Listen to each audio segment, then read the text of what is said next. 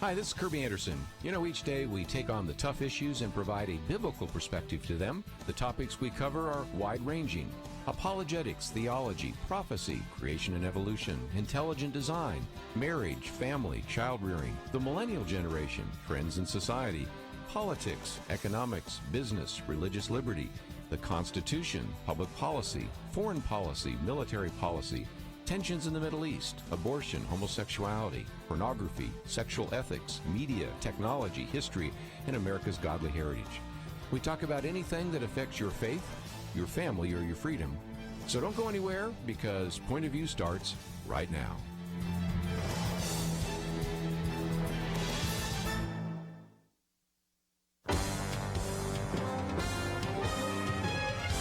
Across America, live. This is Point of View.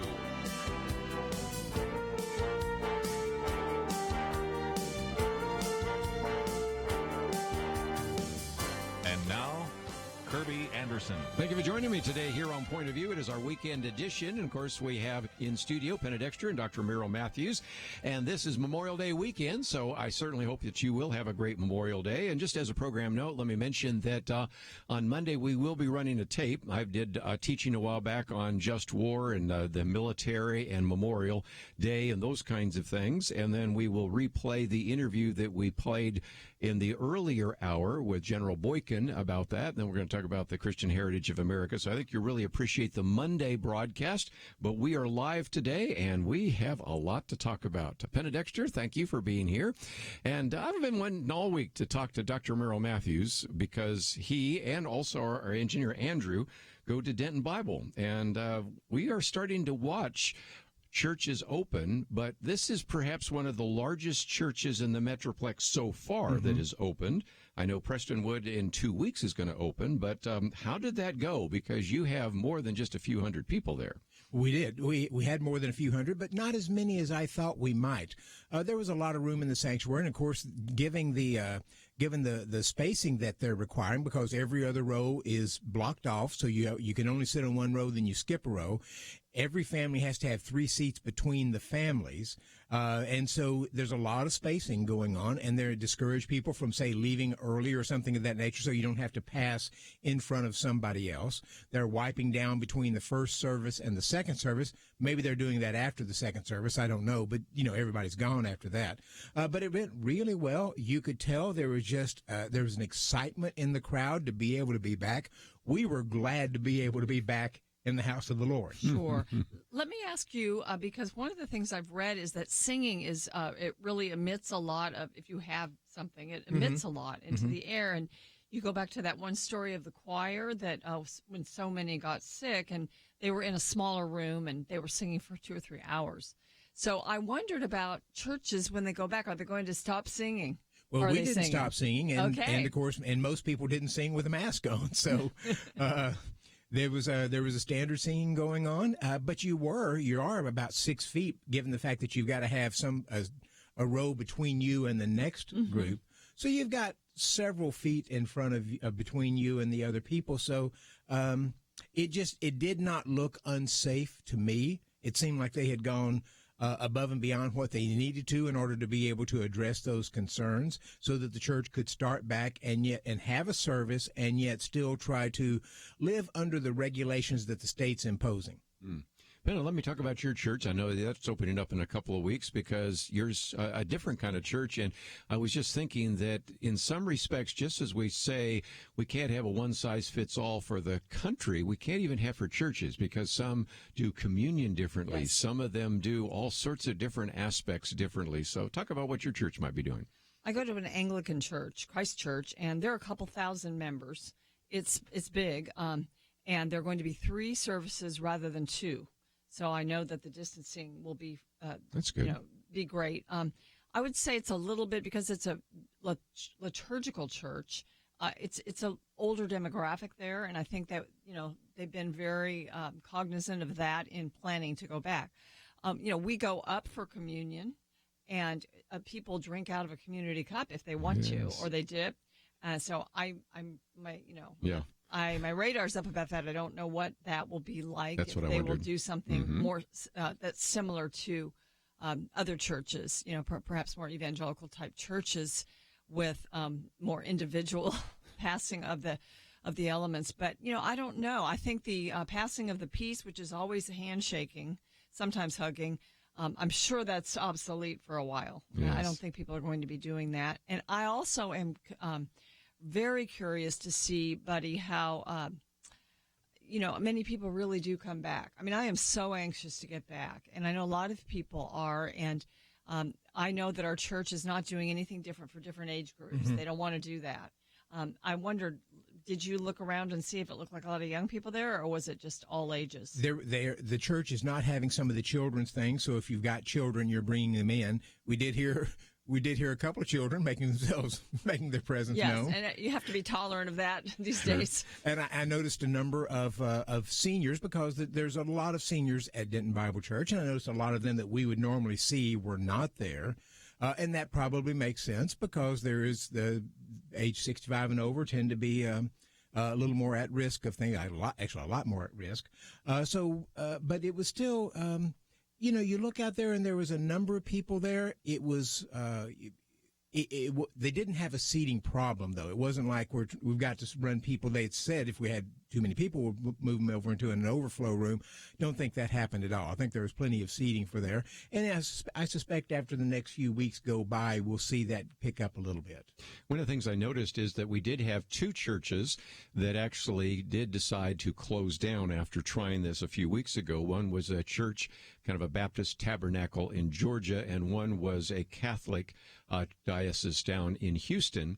And again, there was a story about that in the Hill, which then ended up being the lead story in the Drudge Report for about a whole day. So there's a sense in which right now the people that might be thinking that meeting in church is a bad idea will maybe camp on that. Because think about this, there are about 300,000 churches, and even if you assume over the last week or so we had maybe 10% meet, that's about 30,000 churches, and two closed down out of 30,000. Yeah. But again, it was the lead story, and it was one that people were talking about on the Drudge Report for most of that day. So again, there are going to be some people that are going to be looking to see how this plays itself out. It's hard to tell how you would get it, too, because other things are opening up. And I'm looking, I thought, well, when I start going back and doing things in life, I'm going to try to space it out just to see, just to kind of give a test. And, I'll go to maybe a doctor, and then a few days later, I'll maybe go to the grocery store, which I haven't been doing. I've been getting everything delivered. And, it's kind of nice anyway. Yeah. I sort of like it. But, so that's one thing. You can't say where you got it. And the other part, I just read something this morning about all over the world, worldwide, they're really saying so many people, it's still spreading under lockdown. When people are locked down, they're still getting it. And so, to say that opening up is going to make it that much worse, I don't know. We've learned a lot of things during this time, and we're all going to be more careful. New York Governor Andrew Cuomo pointed out after a survey that 66% of the people who got COVID had said they were sheltering at home, isolating at home, and he was surprised by that, and maybe there is some surprise to it, but it sort of implied. Now they may not have been that accurate in that, but it implied that the self-isolation may not be as effective as they thought. Yeah, spreading one way or the other. And if nothing else, back to Penna's point, my commentary yesterday is about some of these lawsuits. And right now, of course, the one that a lot of people are watching is this lawsuit against Walmart, because there was an individual in a Walmart in Chicago that died. But how are you going to prove that he got the virus while working at Walmart and not somewhere else? And I think that's always going to be a difficulty to try to address. So we'll see where that goes. But when we come back from the break, I want to talk about this whole idea of mail-in ballots. We had James Dickey on briefly yesterday, and he is the head of the Texas Republican Party. And as Dr. Matthews and I were talking about even before we came on the air here, okay, where are we at the moment? I have no idea. They've been back and forth. But anyway, does mail-in balloting make sense? It's practiced in 5 states. Do we really want it in the state of Texas? Why not? We'll talk about that right after this.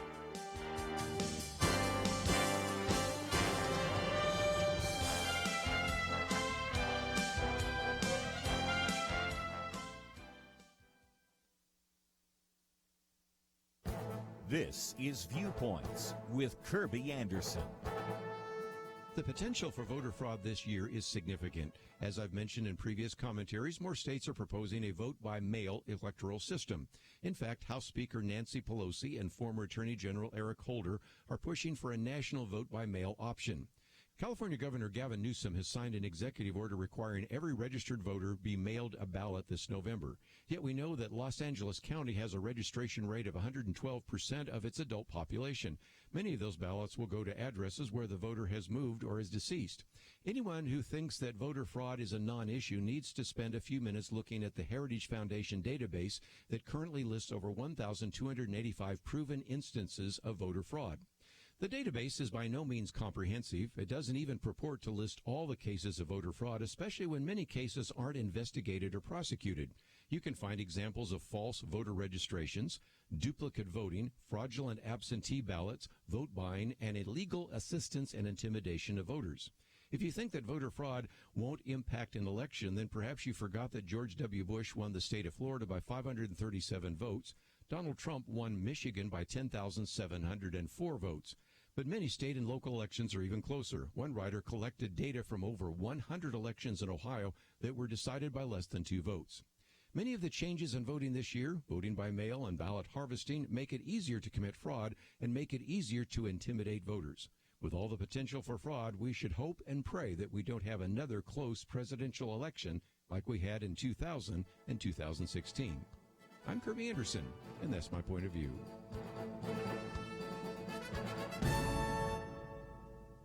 Take Kerby and the Point of View team with you on the go with the Point of View app. Search for Point of View Radio at the Apple or Google Play stores.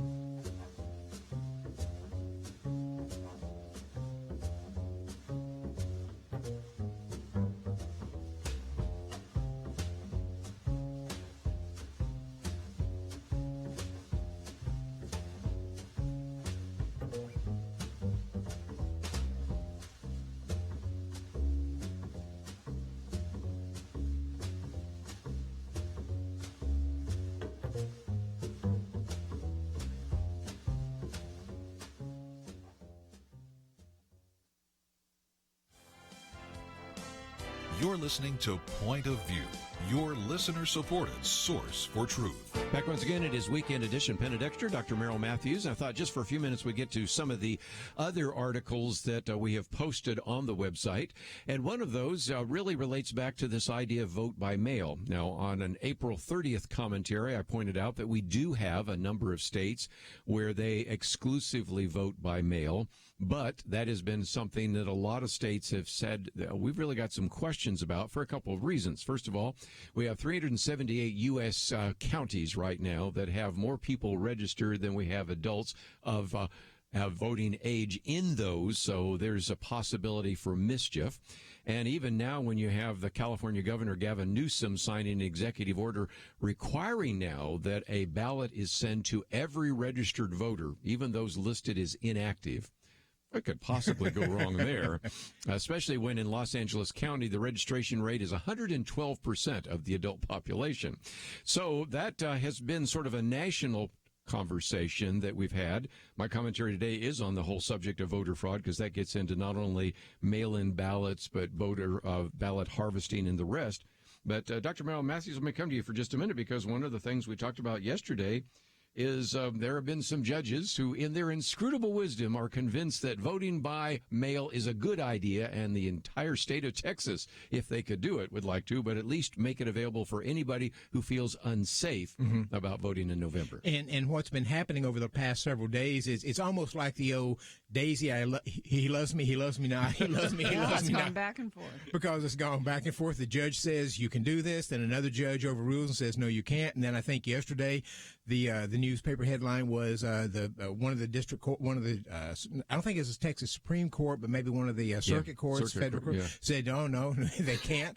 And in some cases they're not stopping it completely, but they're holding off for information. I don't know. I don't know where we are on this.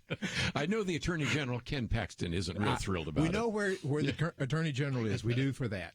Well, I haven't heard your commentary yet, but I know one of the issues is that when you have absentee ballots, and every state has the ability to get an absentee ballot, you apply for it.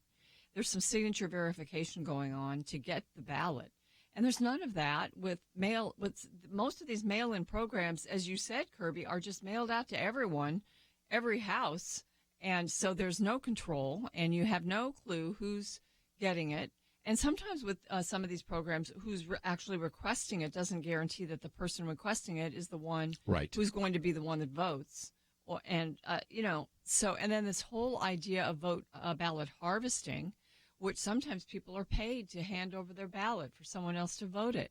You can't. How can you prevent that with mail-in voting? So it's I think one of our the great things about our country is that you get to vote. Your vote counts. You cannot be deprived of your vote. But when voting is not fair, when there's fraud, when other people are voting for you, you're being deprived of that fundamental right in America. So we should not be cavalier about implementing mail-in balloting.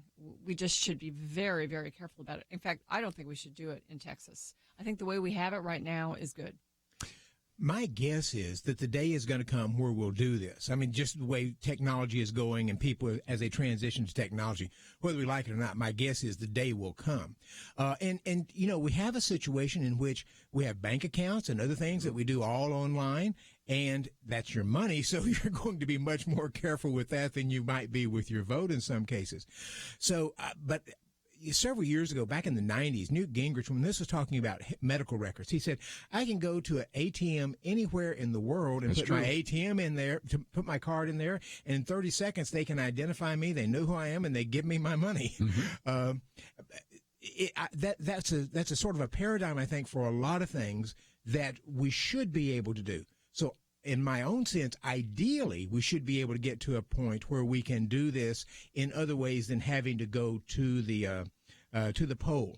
Having said that, there are a lot of problems, and there are a lot of things we're going to have to address if we're ever going to get there. I don't think we're there now. I don't think so. And we certainly can't be there by November. No, can't be there by November. But my guess is at some point we will, just like in telemedicine. Telemedicine's been out there for 15 years. People being able to go online, see a doctor and so forth. Haven't been able to get that thing to work. People just didn't do it. There are all kinds of issues with it. The coronavirus has actually given that a jump start. So a lot of people don't want to go sit in the waiting room at the doctor's office. So they're moving to telemedicine. Maybe something jump starts this in a way where we can do it realistically, where you have a double check, you do a thumbprint or something of that nature where we know it's you actually doing this.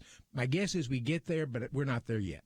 And that's what I was kind of thinking is the example I love to use is the ATM. Today I'm supposed to be in Budapest, Hungary, finish off in teaching for a week, and that didn't happen. But if I were to go to an ATM there, even though I'm in another country, I would they would know me, they would give me the money, and it would even be in foreign and rather than U.S. dollars, and all of that would be taken care of. But all of us have seen that you go in there and vote, and sometimes we find out that there are duplicate ballots, and there's all sorts of voter fraud. Of course, the other concern we have is this would be the only way we could guarantee that people were not intimidated, because when you go into a voting place, at least theoretically, there's supervision. Mm-hmm. Now, I'm a precinct chairman. I've heard some horror stories even in places like Collin County, which are pretty good. I can't even imagine what happens in some of these other areas, but you still can't justify necessarily whether a person bought the vote, whether they're intimidated by it. But you're right, there may be a time in which we might get there, but given the fact that if you quote from the Heritage Foundation, since we had Charmaine Yost on yesterday and we've had Hans von Spakowski on before, they're up to 1,285 proven instances of voter fraud on their database, and they don't even claim that that's comprehensive because lots of times they don't even prosecute voter fraud and vote buying and false registration. So we got a problem, and if we could verify it the same way we could our money, then I think we're in good shape. But I haven't seen us showing that level of integrity and that level of accountability so far in the voting booths. This was brought up this week by Kiko Canseco, who was in the Texas House, and he works for Texas Public Policy working on this issue. Yes. And he said this is talking about for this year for voting. If grocery stores can protect us, and they are certainly doing a lot to protect people from spreading things, then we could also do it in the polling places. There could be some measures taken in polling places so that you can't claim that you have a disability because you're afraid of catching the coronavirus, which is kind of what these cases are about. So, that makes sense to me that, everyone responsible for voting would be extra work and money. But there could be some protective things put in, and I think that would, at least for this time, before, technology helps us to do what Buddy and has advocated. It's going to take a while. It's going to take a while, and in large part because of the ideological divide. Because I'm the vice president of the Texas Advisory Committee to the U.S. Civil Rights Commission, and we have people on both sides on this, on the Texas Advisory Committee. And what you see here is you don't see a thing of, yes, I'm concerned. What you'd expect to see is we need to make sure that voters are able to vote regardless of disabilities and so forth. But I realize there is fraud out there. So how do you work together to ensure people are able to vote that want to, and yet you don't have the fraud? And that's not what you see in these discussions we have. There's no fraud, and so everybody should be able to vote very easily. And the other side is, no, there's a lot of fraud out there, and we don't want to make that easier. And you don't have anybody trying to find, how do you make this work so That's that right. you address both concerns? Yes. Well, I need to take a break, but when we come back, since we're talking about voter suppression, who will be the vice presidential nominee for Joe Biden? That's the first issue maybe we'll put on the, because at least one, Stacey Abrams is convinced that she should be governor, not the VP. Now she's convinced she should be the VP. But also, you don't have to read this, but I thought it was kind of interesting, what's called the Biden inversion. Well, both of you have been around long enough, as I have as well, that usually on the primaries you run to the left or to the right, and then you go to the center. Joe Biden has changed this remarkably because instead he ran as a centrist and now is getting more liberal by the day. And so you'll always kind of have to move the goalpost or the measuring stick to see where that goes. I just want to get your thoughts for a little bit about that. And, of course, also, while we're talking about this, there are still people that are convinced that John Cornyn is going to be having a run for his money. I don't see that, but I'd love to get your thoughts around the questions on that regard as well. Then we'll get into some other issues. Of course, we haven't spent much time talking about Judge Emmett Sullivan and Michael Flynn this week, but now they've issued a writ of mandamus, and the U.S. Court of Appeals is saying, Judge, it's time to get your act together. So we'll talk about some of those issues. And then in the next hour, we have very good articles by Dr. Merrill Matthews on social justice and seniors. Did social justice efforts kill thousands of New York seniors? And will government-mandated vaccines actually be implemented? I know that'll generate some phone calls. And Penna Dexter's commentary today on hybrid homeschooling. Got a lot more to cover. We will do that right after this. 2020. Is there anything important happening this year? Well, not unless you consider major disputes in various Christian denominations, international tensions over a flu epidemic, economic uncertainties, and a presidential election important. Question: where will you get real news, credible opinion, clear biblical thinking on the things that matter most? Answer: Point of View Radio with Kerby Anderson and the team. You can make sure their voices continue speaking loud and clear by taking a moment right now and joining the Truth Team. It's easy, but you do have to visit our website or make a quick call. Go to pointofview.net/team or call 800-347-5151. You have the power to make a difference. Joining the Truth Team can help ensure that millions of people will get a different opinion from the major purveyors of fake news. We don't get big advertising dollars like the networks or tax money like PBS. We depend on you. Pointofview.net/team and 800-347-5151. Point of View will continue after this.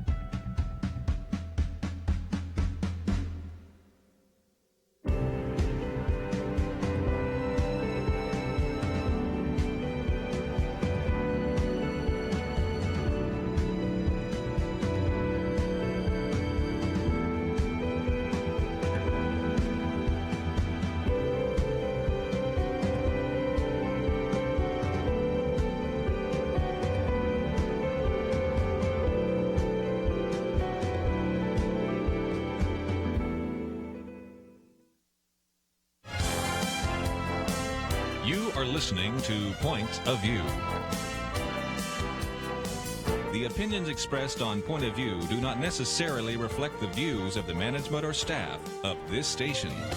And now, here again is Kerby Anderson. Back once again, let me just mention that we have a number of great articles which we will get to in about a half an hour when we do our national broadcast on the whole issue of social justice and whether these social justice efforts actually killed thousands of New York seniors. That is a piece by Dr. Merrill Matthews, and you can read that, and we've posted that as our first article.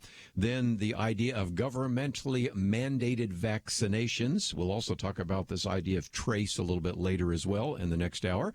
And then, of course, a very good piece, Why Does Reopening Polarize Us?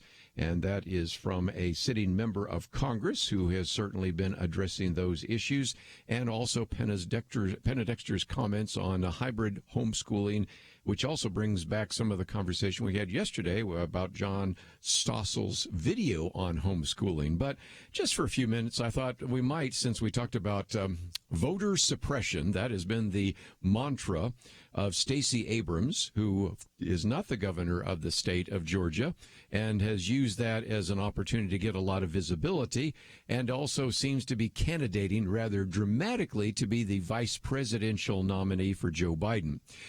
Who you pick as a vice president is important, but it isn't always crucial.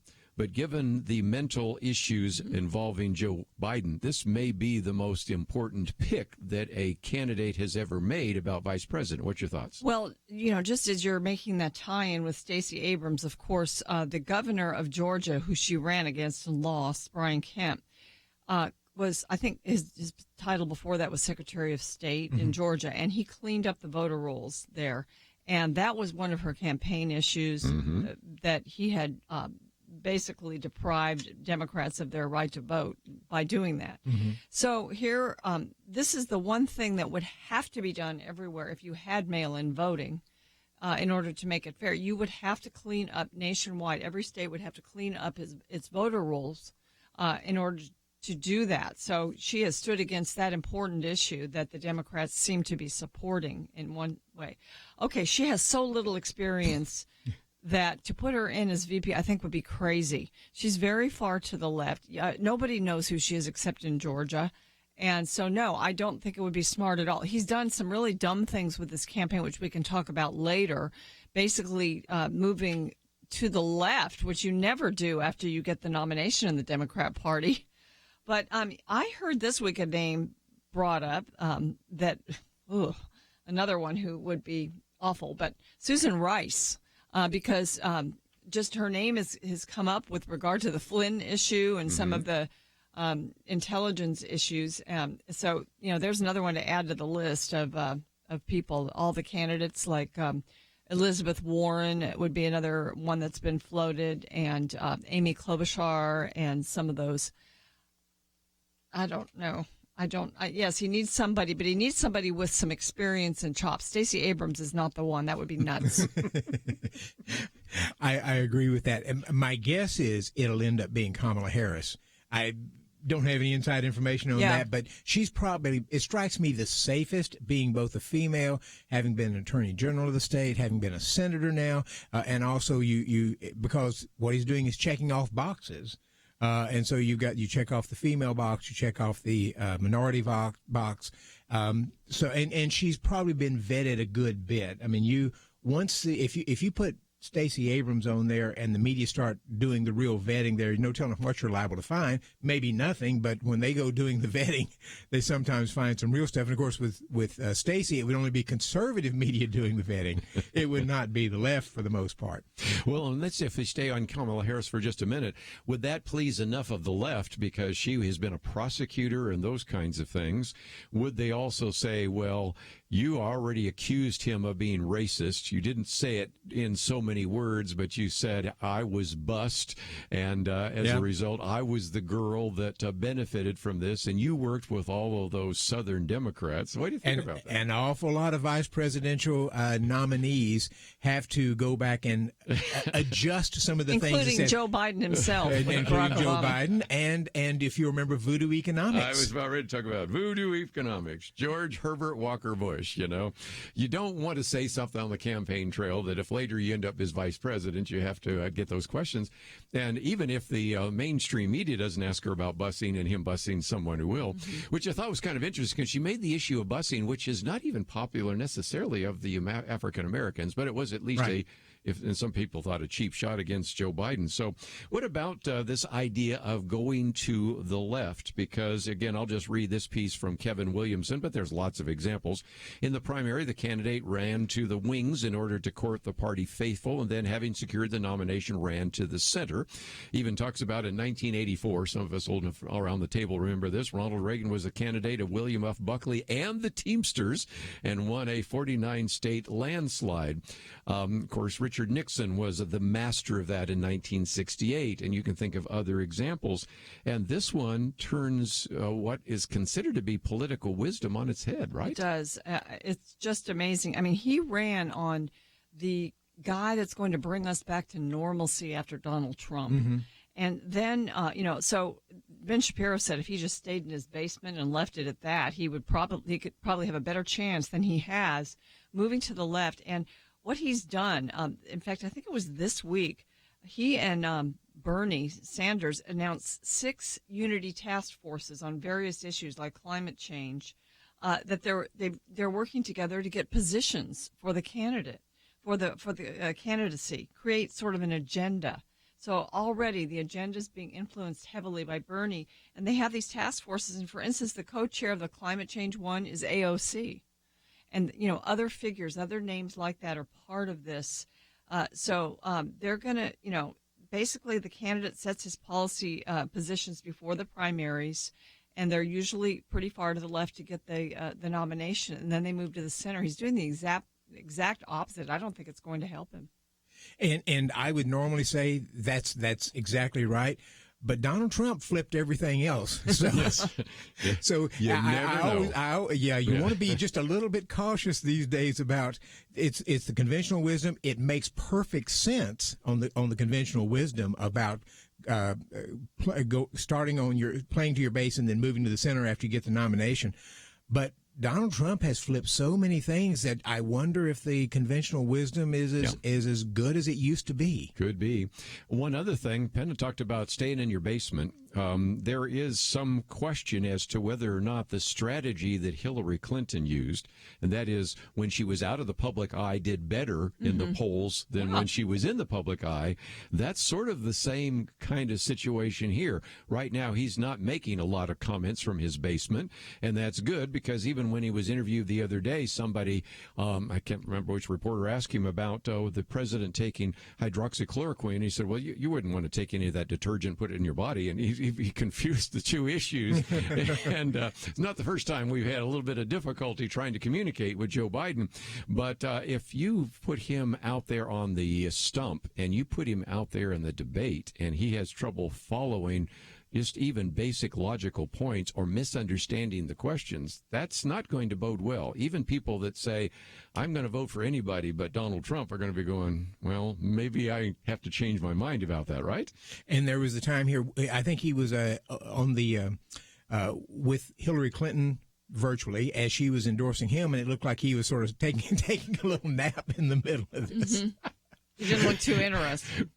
And the other one, which was, of course, where his wife was speaking the whole time, he's just standing there. And, you expect the president of the United States to be out there. And whether you like Donald Trump or not, and certainly there are a good number of people in America that don't, you got to admit that he's out there. He's probably out there more than he should be, and he's taking over press conferences. And so a take charge kind of person right now, given a crisis, is kind of what you're looking for, isn't it? Yeah, Trump can't do his rallies, so that's sort of, been a little bit of a drag on him. But he's out there. And, now he's this week the criticism du jour is that he doesn't wear a mask at a campaign appearance. But really, someone who's tested every day, and the fact that he is out there, he is being president. You can critique him all day long for getting out there, but I think the criticism would be much worse if he wasn't out there. He's the president. Right. Yeah. And again, that's one of those things you can't win for losing. We know how that goes, because if indeed you did not close down the country back in January, well, then you weren't acting responsibly enough. You closed down the country, and I believe it was Joe Biden that said that was racist, and others called it xenophobic, which, again, is no big deal, because even in here it reminds us that this is the individual that told a black audience that Mitt Romney, if he was the president, would put you all back in chains. Yes, so indeed. Some of these phrases that have been out there for some time, either by Kamala Harris or Stacey Abrams or Joe Biden or whoever, are going to come back to them, and the mainstream press can do all it can to maybe protect that particular candidate, but it only works for so long, doesn't it? It only works for so long, and the conservatives are out there, and they have their own media spokespeople, and they will be highlighting it. Yes. Well, let's take a break, and before we get into some of the national stories, this one is sort of a national story. Just love to get your thoughts as well about the plight of Michael Flynn and Judge Emmett Sullivan. It just continues day after day. We'll be right back.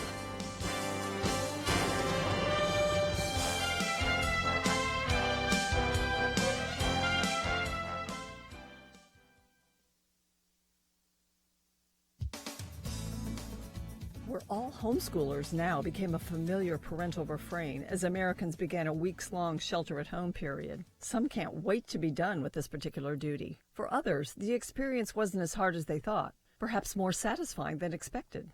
Some families may learn from this that they love homeschooling and want to keep it up. Others may find a limited form of homeschooling necessary this fall, when we'll likely still be dealing with coronavirus-related precautions. We may see more families choosing what one education expert describes as hybrid homeschooling. Eric Wern is Associate Professor of Education at Kennesaw State University and author of Little Platoons, Defining Hybrid Homeschools in America. In his recent article for the Daily Signal, he predicts students likely will learn from home again in substantial ways next school year, either due to formal school shutdowns or school schedules of 2 or 3 days a week to allow for more social distancing within school walls.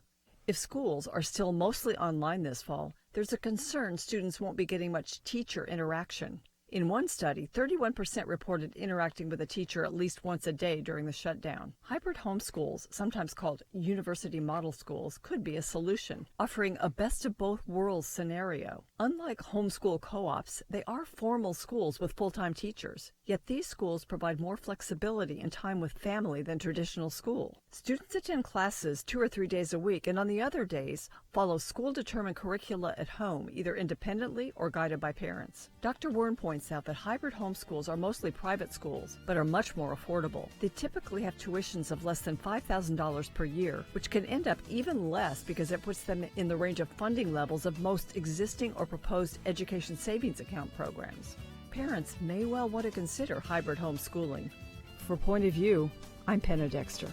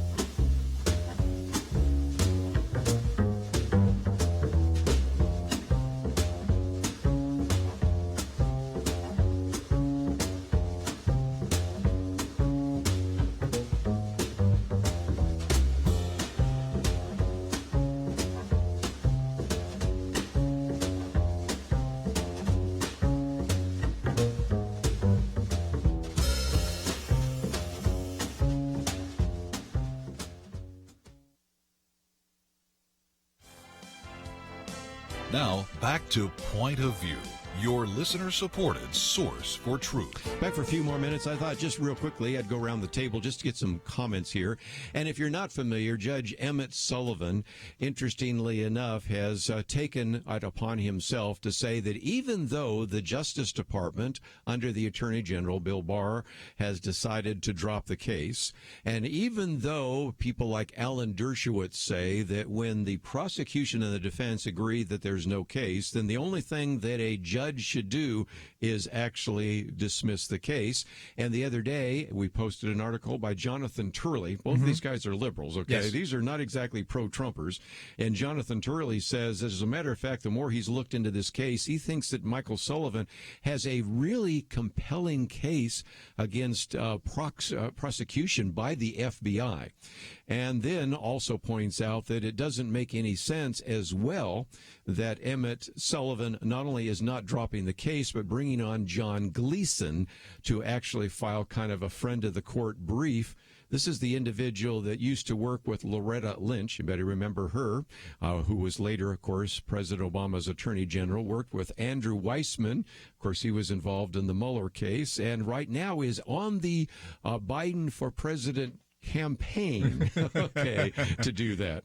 So anyway, now to bring you up to date, something I did not mention earlier in the week, it was, I guess, yesterday, the U.S. Court of Appeals for the D.C. Circuit now has ordered Judge Sullivan to respond to what's called a writ of mandamus. Since we don't have Kelly here, I'll try to explain. Basically, it's just a call for dismissing the case.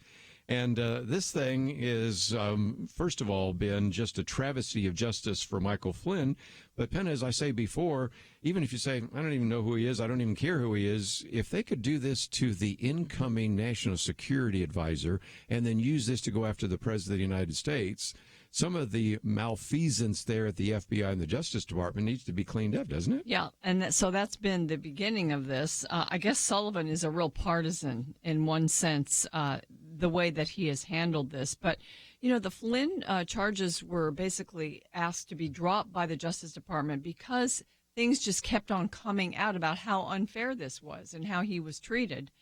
And so, and really, he didn't lie, but he admitted he lied. I read something this week about our plea bargain system and how much pressure there is placed on people to plead guilty. I mean, and we've been saying all along that part of it was to protect his son from being prosecuted. So now there's two parties, the defense and the prosecution, who don't want the case to go forward, but the judge does. And as you know, we said last week, that's wrong. Turley made the point, too, that you invite in these amicus briefs, amici, I guess is how you say it, and that's not normally done in criminal cases. It's done more often in civil cases. So that was another reason that this should not be allowed. And then appointing this retired judge to argue against dismissal when you have two parties that want it dismissed and no one that wants the prosecution to go forward. So I'm glad the D.C. Circuit is now going after the judge to change his tune here. Hopefully that's what happens so we can get this part over with. But what has been done is, as you said, Kirby, the FBI and the tactics have been exposed. And so, this could be a turning point in a sense. I hope it is. I don't want to see President Trump reelected, re-impeached, and gone after for something else for his next term. I mean, he's had enough. We've had enough. And the problem is the left has a vested interest in Michael Flynn. They've gone for 3 years now on the Trump collusion aspect, and what they would say was we have a few people who were caught in this. Michael Flynn being one, Cohen, the attorney, and a few other people who were going, Manafort, who end up in jail for various things, not necessarily for the Russian collusion. Roger Stone. But they've put several people in, and so they said this is a huge success. But they need sacrifices, and if you don't have a sacrifice, then why were you doing this? So I don't expect them to let up on this anytime soon, unless they just absolutely can't do anything else, because that justifies what they've been doing for 3 years. Penna's got the piece by Jonathan Turley, which, again, I will give high praise to Alan Dershowitz, who is hardly a Trump supporter. He voted for Hillary Clinton. And Jonathan Turley, hardly a Trump supporter, but got himself in trouble because he said, this whole impeachment thing is ridiculous and all the rest. But Penna, in addition to that, he's even saying that it's possible that the reason Emmett Sullivan's doing this is so he can extend it long enough so that maybe if Joe Biden's elected that they will institute it again, or I think there's another possibility if he will actually declare that Michael Flynn has to go to jail and then force Donald Trump to pardon him. But the other theory that Jonathan Turley had there is that if we allow this to happen, it would lead to mob rule. And I thought that was kind of interesting, that if we don't like a verdict, think of O.J. Simpson, or you can think of all sorts of examples over the years where we said, I don't think that was a fair verdict, then the mob can change your mind. That really is not the court of justice that we've always assumed. So that that judge's supposed to be the gatekeeper, and he's allowing the mob in, I guess, to influence the case through these amicus briefs that he's calling for. So, and just mob rule in the sense also that people who are partisan in the Justice Department can dog a president and make his life miserable for his whole term. Yes. And we actually see a little bit of this. You have Eric Moyer, the Dallas judge. Oh, I thought we'd get to it, yes. Who sent the salon owner to Shelley Luther, to jail for a week and fined her $1,000. And you had a number of groups step up and sort of protest that. And within just a couple of days, the governor came back up and rescinded some things. So it was interesting to watch this, because from the conservative side, if a group stands up, whether you disagree with them or agree with them, if a group stands up and is outraged at a judge's rule, does that get the higher ups to change their position? It did here. I was fine with that, but I wonder if that happened in Michigan or Illinois, if I would be. Yeah, and again, that's a good point. Just before we take a break, let me just mention that the only case that's cited by the UC or the U.S. Circuit Court of Appeals is a case of Fokker Services. I was not familiar with it, but see if this sounds familiar. This was a case in which a district judge refused to dismiss a case because the judge thought that the Justice Department was letting the defendant off too easily. And so the similarity between this particular legal citing and what we have before us right now is just a perfect example. But back to Judge Moyer, that's kind of interesting, because then you had the various individuals in the county, the commissioners, actually support the judge in some of that. But again, I just think it is amazing to me how many people thought that what the judge did was right. You're going to take a single mom who's opened up her clinic and put her in jail for 7 days during Mom's Mother's Day, I guess. That it's just amazing to me that didn't generate more outrage than it did. It did enough, though the governor changed his mind. And as we mentioned before, she was very visible there. It did not give Judge Moyer the ability to sort of keep this under the radar screen, because she tore up the citation in front of the cameras. Not recommended, but nevertheless, that's kind of the worked issue. Out for her. Yes. It worked out certainly very well has, for and then her. she's gone to Michigan because we have that 77-year-old man that was a barber, and he lost his license because Gretchen Whitmer's not going to put up with any of that up there. So we'll keep you praised of that particular issue as well. But let's take a break. We will come back, and in our National Hour, we've got a couple of very good articles by Dr. Merrill Matthews, a commentary by Penna Dexter, and all sorts of other topics that we will address. And if you find yourself saying, I'd like to read some of the things you're talking about, well, we've posted those on our website, pointofview.net, and our action item today is, should the government trace your contacts? I'm going to spend some time talking about that and talk about what it takes to be a contact tracer. So we'll get into those issues in the next hour, right after these important messages.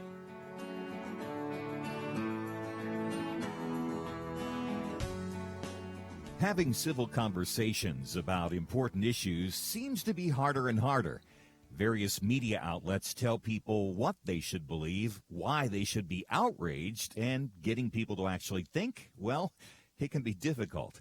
Whether it's the gospel, tax issues, social policy, or just about anything else, you need to have solid information and clear thinking to address the hard issues. You need God's truth applied. And that's what you get in less than 2 minutes with Point of View's Viewpoints Commentary, a daily resource to help you be informed and think through the things we need to be talking about. It is free and will arrive in your inbox each day when you visit pointofview.net/sign-up. Sometimes we know we should say something, but we're silent because we're not quite sure what to say. Viewpoints Commentary can help you break the silence and change the narrative. It can make you a more equipped agent for truth. Get your free subscription to the Viewpoints Commentary at pointofview.net/signup. pointofview.net/signup. Point of View will continue after this.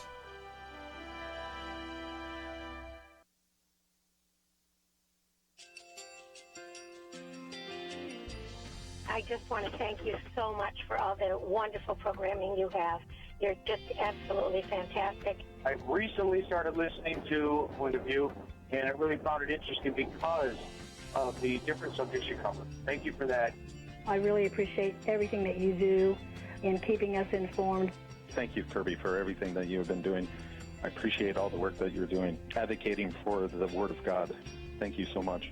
Point of View, I think, is absolutely necessary because it's a Christian perspective, a biblical worldview perspective, and receive very current, up-to-date information about what is really going on, week to week in our culture, which is changing so rapidly, and yet it's morally sliding backwards. Yeah, I'm just, first of all, I thank you guys. Y'all's program is wonderful, and enjoy it every day. I learn so much every time I listen to it. Point of View Radio Talk Show.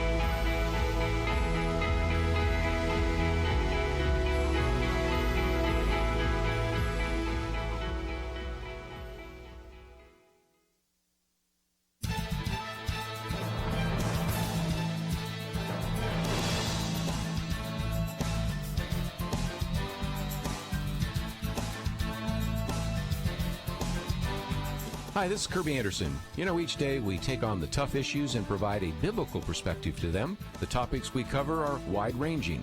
Apologetics, theology, prophecy, creation and evolution, intelligent design, marriage, family, child-rearing, the millennial generation, trends in society, politics, economics, business, religious liberty, the Constitution, public policy, foreign policy, military policy, tensions in the Middle East, abortion, homosexuality, pornography, sexual ethics, media, technology, history, and America's godly heritage.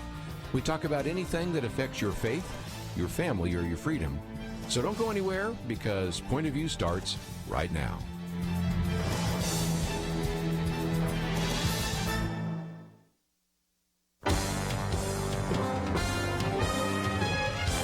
Across America, live.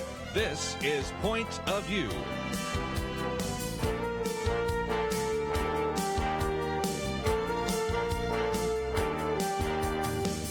And now, Kerby Anderson. Thank you for joining me. It is our Friday weekend edition, and it's an opportunity for you to kind of kick off your Memorial Day weekend, although I know some of you actually hear this program during the weekend. But either way, we certainly welcome you to the program today. Penna Dexter with me, Dr. Merrill Matthews. We've got a lot to cover today, and first of all, a couple of very good articles by Dr. Merrill Matthews. The first one we'll talk about, did social justice efforts kill thousands of New York seniors? Then we'll be talking about his piece, Will Government Mandate Vaccinations, and what that might mean? And that leads to our action item today, which I will talk about later this hour. Should the government trace your contacts? We're finding out that you can actually go and take a course at Johns Hopkins Bloomberg School of Public Health and then be one of, I guess, that eventually be 300,000 people that will do contract tracing. And that relates very much to a piece of legislation. It's H.R. 6666. Okay, I try to do that without a smile. It's just really hard to do that. And it's by Illinois Democrat Bobby Rush, which would mandate some of this kind of contact tracing, maybe even going into your home. So we're going to talk about that later. But Penna, first of all, let's start off with Dr. Merrill Matthews' pieces. And a little bit later, we're going to get to yours because you have a very good piece on hybrid homeschooling. But I must admit, I love Dr. Matthews. He dug out some things I had never thought about, that social justice efforts might have actually killed thousands of New York seniors. Well, the one thing we do know is how disproportionately COVID-19 has affected seniors in nursing homes, and nursing homes have been seen to be very dangerous. And we've also heard that in New York, and it's actually been seen as a mistake now, that many patients were, COVID patients were transferred from hospitals back into nursing homes. And so that was bad. That was a bad mistake. But now, what Dr. Matthews has uncovered for us, which actually makes sense with regard to how the left behaves, but it's mind-blowing that this statement was made by an assemblyman in New York, that the directive to place these people back in their nursing homes while they were still contagious with COVID-19, the directive was meant to protect those infected with coronavirus from discrimination. From discrimination. We don't want to discriminate against people who have COVID, so we're going to put them back in with people who are not sick with COVID. The most vulnerable population. Yes. And so it was interesting when I saw that statement in the Wall Street Journal, and this was the reporter saying that an official had said we don't want to discriminate against them.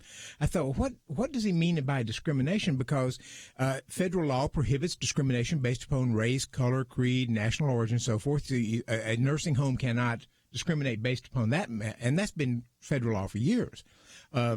So there had been, some discussion during the COVID-19 about don't discriminate against older people by saying we've got one ventilator, we've got a younger, healthy person with COVID-19, we've got another person who's maybe 80 and has COVID-19. Which one do we give the ventilator to? So various seniors groups have said don't discriminate us based upon age.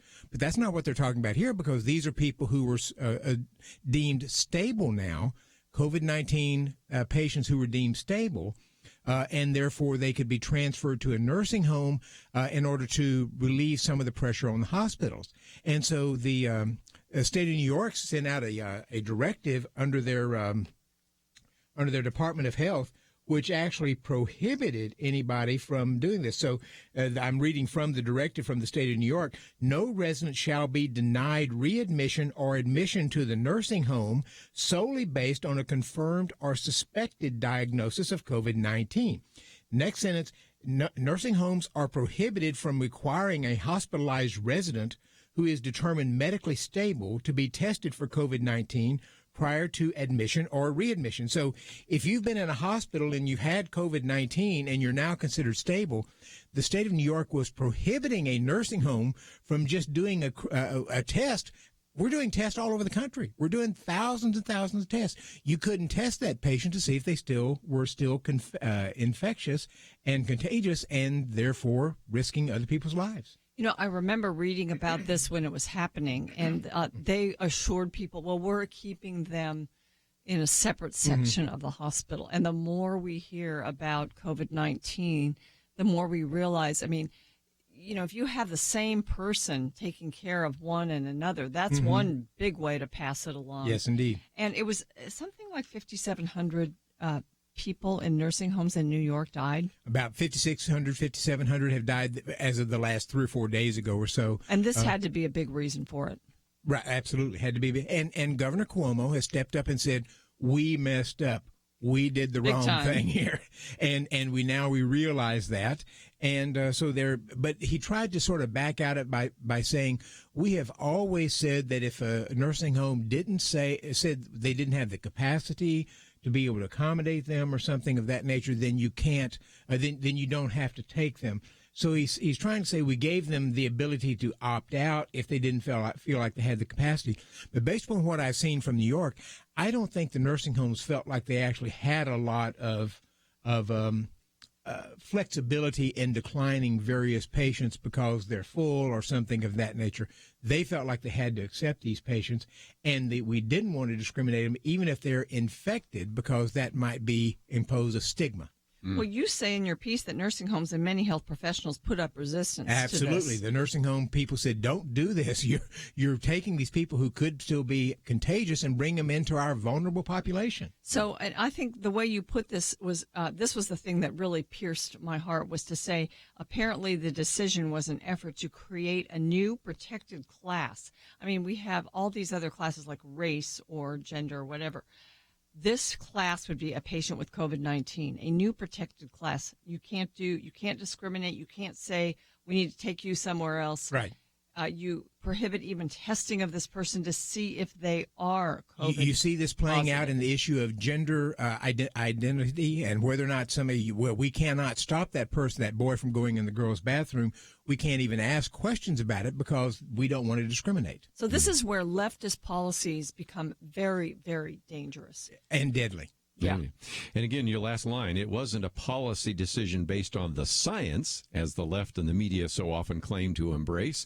Instead, it was social justice. And yesterday we posted my piece, it was in Christian Post, about the fact that don't label Christians anti-science just because we question this particular definition of discrimination, or because, as we talked about last week with you, Dr. Merrill Matthews, we question the model. The model's not the science. Obviously, science has models, but the models can be wrong and the science still might be right. So it's just a good point.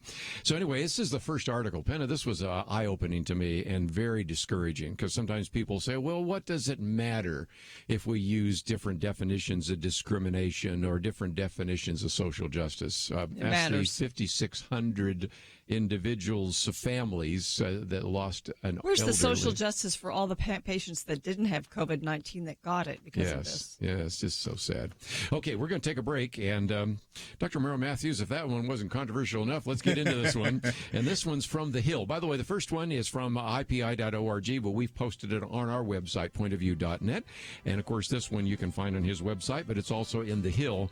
Will the government be able to mandate vaccinations? We're getting closer to a vaccine. What about that? We'll talk about that with Dr. Merrill Matthews and Penna Dexter right after this.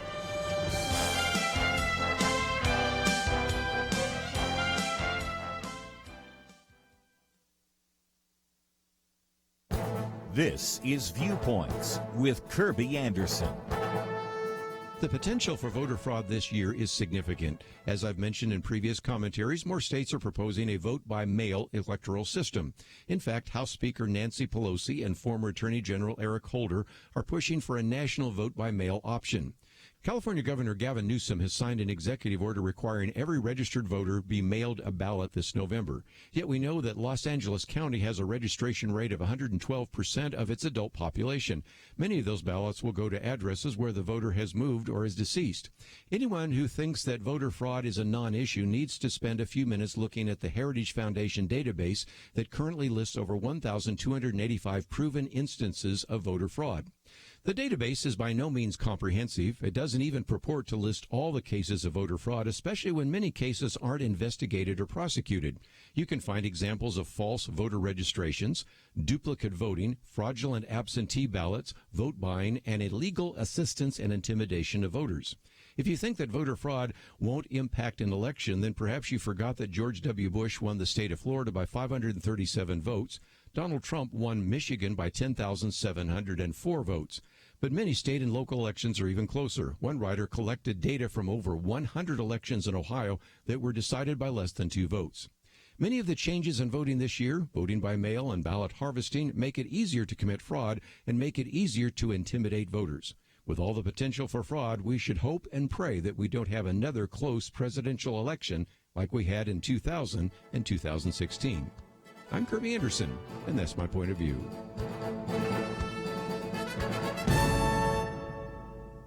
Take Kerby and the Point of View team with you on the go with the Point of View app. Search for Point of View Radio at the Apple or Google Play stores.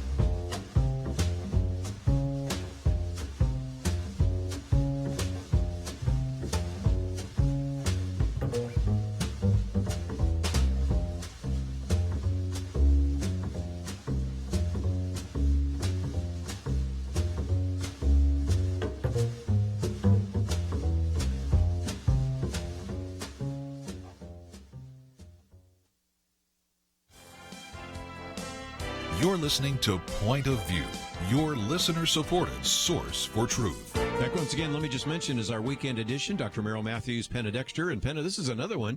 Will government mandate vaccinations if indeed we have a COVID-19 vaccine? And earlier this week, I talked a little bit about one through Moderna.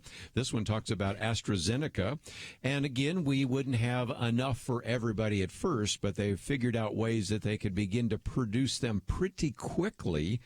And so there is now the next question. Obviously, not everybody would be able to have access to a vaccine at once, but they could produce maybe 30 million doses. That's 10% of the population, perhaps.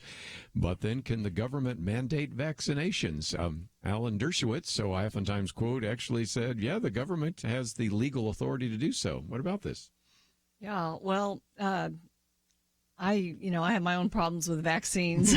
So it's scary to me that the government would be able to do this, although, I sort of get it because you want to take a very, very contagious disease and minimize and create immunity across the board. And if I don't want to vaccinate my little kids, for instance, if most of the country is vaccinated, then my kids are safer too. So, you can see all of that. And I think it really depends on, number one, our FDA. I mean, AstraZeneca is a UK company, so I think a lot of people look to our own testing and our own process, and they feel safer with it.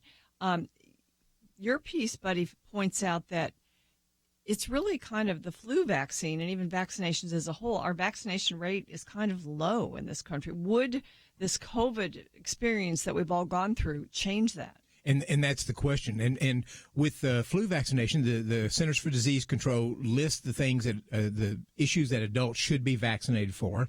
And flu tops the list, but only, according to the CDC, only between 40 and 45% of the adult population, that is 18 and over, have been vaccinated over the last 10 years for the flu vaccine.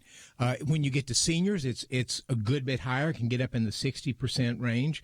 When you're talking about 18 to 35 or 39 years old, it tends to be more in the 35% range. So, and actually, I took a little informal survey of people. I know because when the flu vaccine comes out every year, I go and get it. Yeah. But I asked several people, and one person's never had the vaccination. One person hasn't been vaccinated since 1996. One person did this year, but this past year, but had not had it ever before. So it's very scattershot on who gets these things. And so if you're a governor and you think that the key to reopening the state and getting past COVID-19 is to have everybody having immunity, that means either you've had it and now you've built up antibodies, or you have the vaccine. It is apparently within the state's power to be able to require you to have that. Now, right now, typically every state requires children to have in order to be able to attend public school. They have certain vaccines they want them to have, measles and a few others. But they've not taken that step with adults. So the question is, would they take that step with the adults? And according to the Congressional Research Service, the state governments have that power, and apparently the federal government has that power as well, even though it hasn't exercised it. You know, one of the questions that people might have is, where do you get, and I always hate this term, herd immunity? And you have that at 60 to 80%. There was one study came out just recently that said that maybe it could be as low as 40%. Right. And that might be a good thing, because you might not get 60% of the country to get a vaccine or to have the antibodies having gotten COVID-19. The herd immunity depends upon the contagiousness of the disease. Right. So with measles, it's up in the 90% because it is so contagious.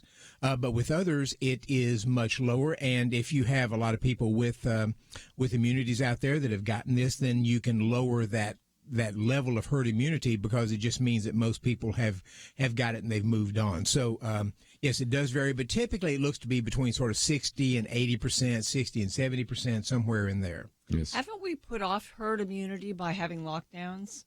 In a sense, we Possibly. would be building it faster if we'd allowed people out in the society to That's get exactly the concern, is that by taking people away from others so that you're not getting little small doses of things every now and then, that allows your immunities to build, because if you get overwhelmed with a large amount of the contagious disease, then your system can't respond. But if you're getting little bits of it here and there, then your immunity system finds it, says, okay, we'll start building some antibodies to it. And then if you get a broader, and I think that's why a lot of times doctors and dentists oftentimes they seem to be healthier in many cases, because they're getting bits and pieces of these various diseases around all the time. Yeah, hairdressers, barber shops, all sorts of things like that fit into that as well.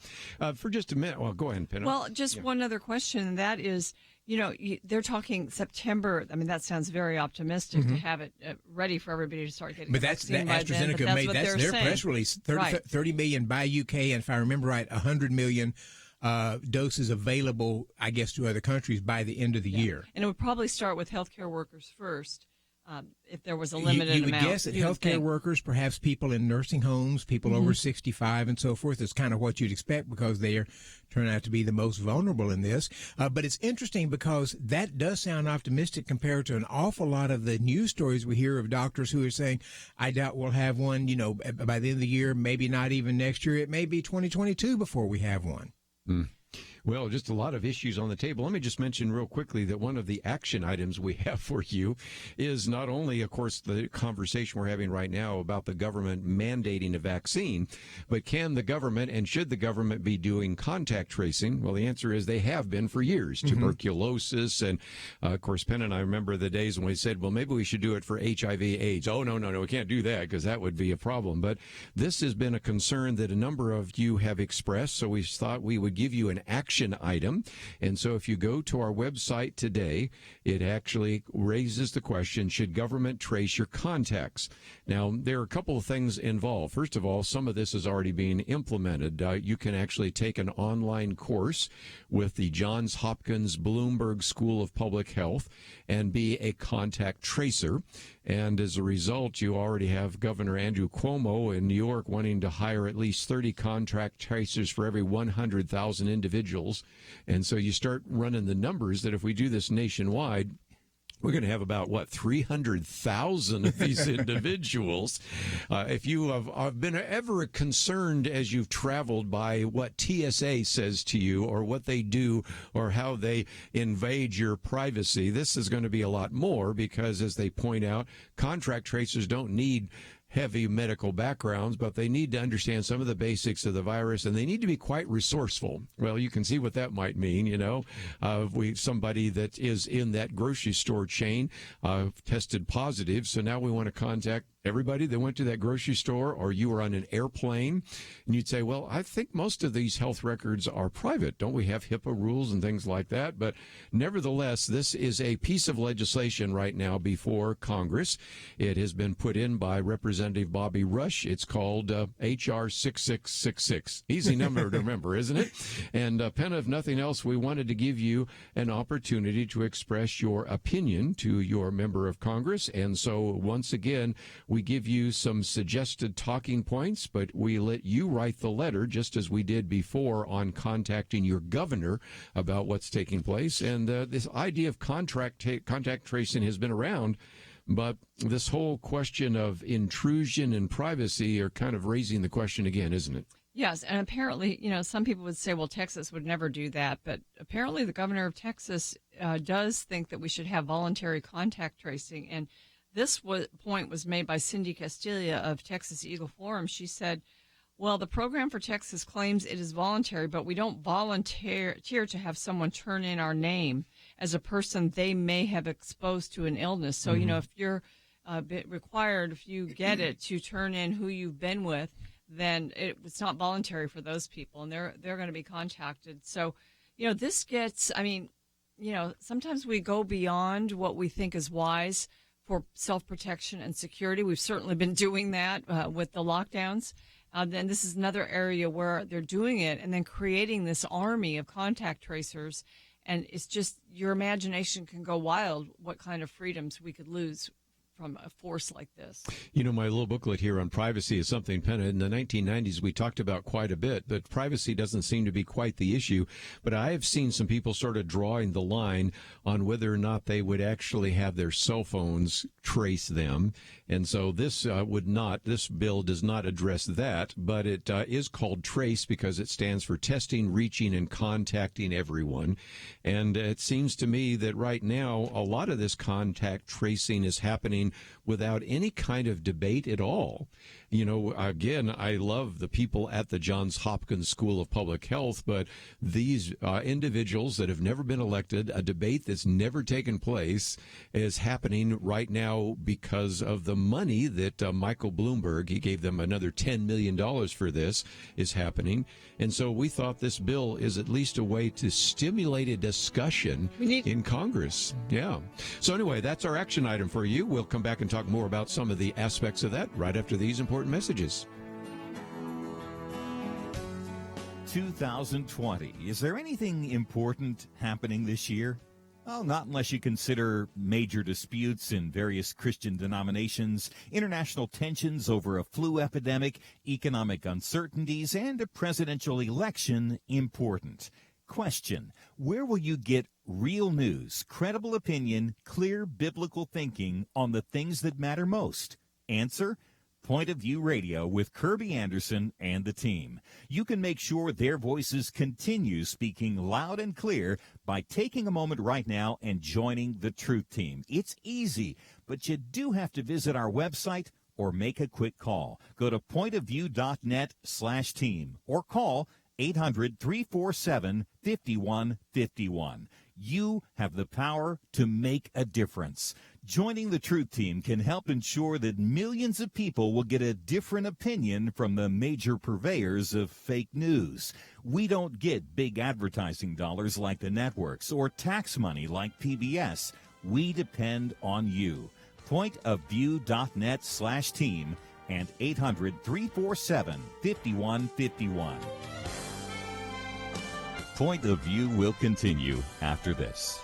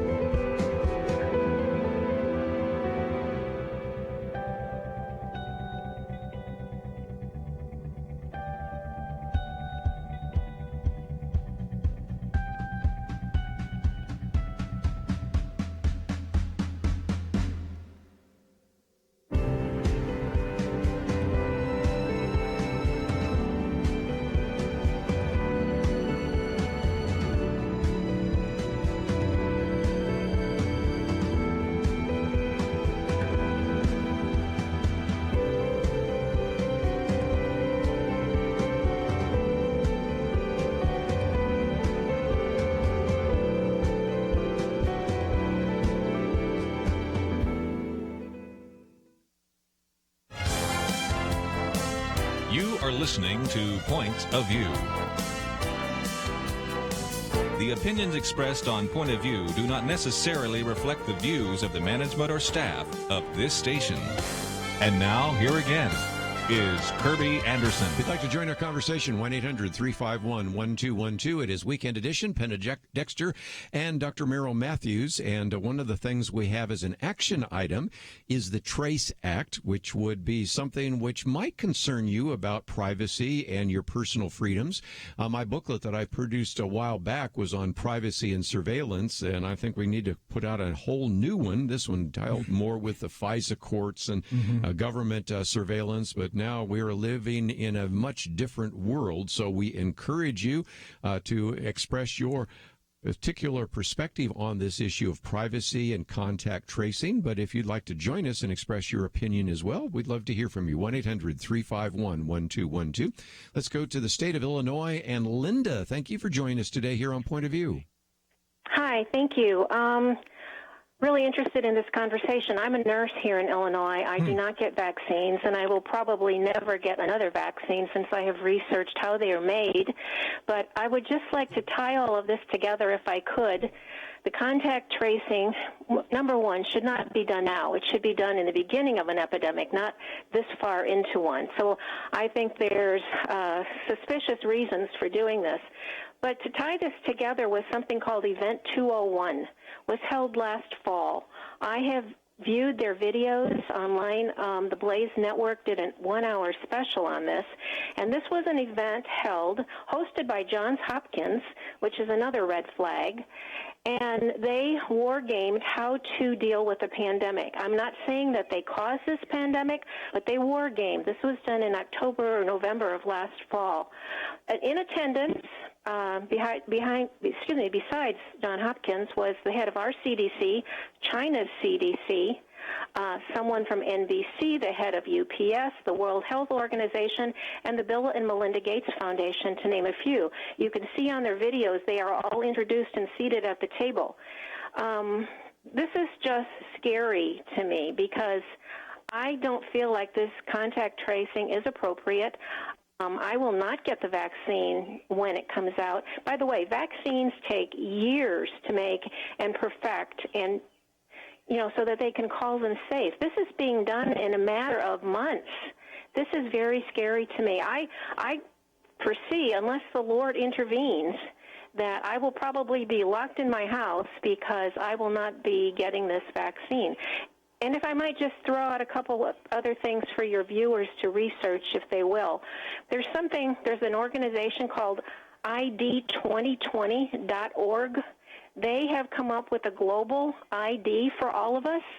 There's another organization called Gavi, the Global Alliance on Vaccines and Immunizations. Bill Gates is in both of these organizations.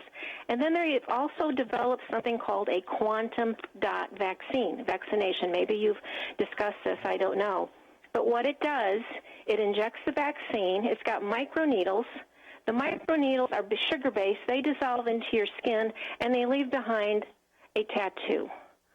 So I just find all of this alarming, especially with Johns Hopkins, the Bill Gates Foundation involved in this, contact tracing. To be honest with you, I'm just scared.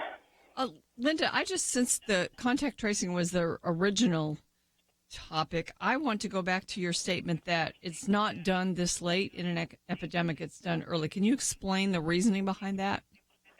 Sure. When you have the beginning of an epidemic, when you have a few cases, you want to hold the epidemic down. You don't want it to spread. So you go and you contact. Like when we had the first cases here in Illinois, we had a woman that came back from China, and then she gave it to her husband.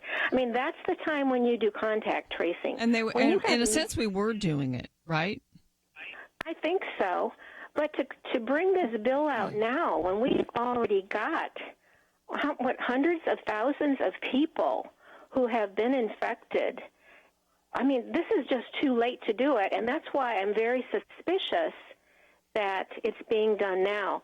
I did go to the website today of Johns Hopkins to see about contact tracing. They already had 206,000 people signed up. It's free. I'm thinking of signing up just to get the information to find out exactly what they intend to do with people who don't comply. Yes, because if they come that to would my be an interesting yeah, it's thing a to find out. 5-hour online course, but if nothing else, just wanted you to know about that. And who knows, maybe all of us around the table should be contact tracers. I tend to agree with Linda on the contact tracing, that it starts early, that you do it early, but once it expands past a certain point, it's sort of pointless now. And that was the whole idea behind the stop the spread versus mitigation.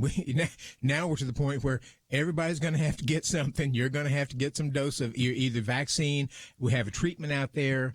You get infected by somebody so that you get to the herd immunity. So I tend to agree with her on that. It seems strange to me to be trying to do this when there's so many people, and we don't know how many people. I mean, I have relatives who think they've had the COVID. It was a mild, had higher temperatures for a week or so, felt a little achy, and then they got past it, and they were in New York, so they didn't want to go to the hospital in New York. And she's not on a list of anybody. So she's got the immunity. Her daughter has immunity, and I suspect that that's the case for a lot of people out there. You know, they are making available the tests, the serology tests, so you can find out if you're immune and if you're in that category where you think you might have had it. And yet I've also read this week that the results of the COVID tests, whether you have COVID currently or not, and the serology tests, in a lot of the numbers have been combined, so they are not as revealing, that they're not as helpful if you don't have that. The serology test to me seems very helpful. If you could get widespread serology testing now, that would be helpful because people would know. For instance, you could know in regions of the country or neighborhoods or in your plant where you work, how many people have already had it, how many are immune. And are you immune? Am I immune? Can I go out and freely help other people? Because I already am not going know that I'm not going to pass it along to them. So I think they're going to start separating those numbers out. That's another one of the mistakes we made. I mean, we're going to make mistakes, but because it's one thing to know that you have it right now or know that you don't have it right now. It's quite another to know that you had it and you have antibodies for it. I think that's more helpful. I've noticed a lot of articles in which people are conflating the two. I mean, they talk about a test, but then you realize they're talking about the test as to whether or not you have it versus the antibodies, whether or not you may have some immunities now to it. And another thing we haven't mentioned is I think it's Apple and Google are both looking to come up with an app that you can do, you can sort of opt into and then do contact tracing. And I have not seen how those are supposed to work. I'm not terribly concerned if you want to opt into something and be able to do that, but I don't know how it's going to work yet. And on what we've posted here, we do point out in the second paragraph that this particular vote on trace, which is, again, H.R. 666. It has nothing to do with the idea of contact tracing apps that Google and Apple have put forward, and those supposedly are opt-in. But some people wonder if when you just update your software, you just automatically get those. So we'll talk about that as well. But right now, I just wanted to put two things on the table, and maybe we should just keep it one. But I think we can walk and chew gum at the same time. One is the very good piece by Dr. Merrill Matthews on government vaccines, government-mandated vaccines, and then our action item on the whole issue of contact tracing. Let's go back to Missouri. KTTK. Janet, what would you like to add to the conversation? Good afternoon. Yes, I have a comment about the possibly forcing taking the vaccine. I am personally allergic to a lot of medications and didn't even know I was allergic to it until a dentist had gave me an antibiotic of Caflex. And then when I had the H1N1, the medication they gave me, I was allergic to it. And it's really scary because you don't know you're allergic to something. And then after you take it, within a few seconds, you cannot breathe. Your throat starts swelling up, and you have to be rushed to the emergency room to get a shot to counteract it. And that's what really scares me about them wanting to have everybody to take it and not knowing everybody's health. And Janet, the states that require vaccinations now for our children always have some exemptions in there for people, usually for religious but especially for medical, because sometimes you have people who have a compromised immune system. They had an organ transplant or something. They have compromised immune systems, and so the parents have to keep those kids safe in a lot of ways. And so they typically make some exceptions for that. Now, whether or not and to what extent that would happen on a COVID-19 vaccine, I have no idea. But typically they make those exceptions. And as she points out, sometimes you just don't know. And if you're going to get that vaccine, at least do it in a place where if they can rush you somewhere or give you a ventilator or whatever, because some people might react to it. Well, also testing of healthy people. That's right. It has to be tested on healthy And people. as a matter of fact, that can we talk about that after the break? Because Sure. you and I have talked about that more than once on the program, but people tune in and tune out. How do they test these vaccines? We'll talk about phase 1, 2, and 3 right after these important messages.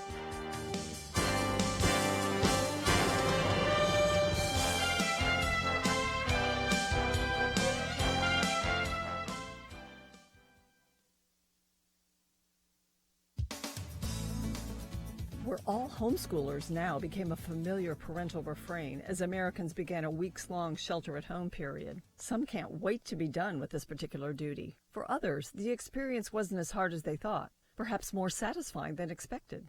Some families may learn from this that they love homeschooling and want to keep it up. Others may find a limited form of homeschooling necessary this fall, when we'll likely still be dealing with coronavirus-related precautions.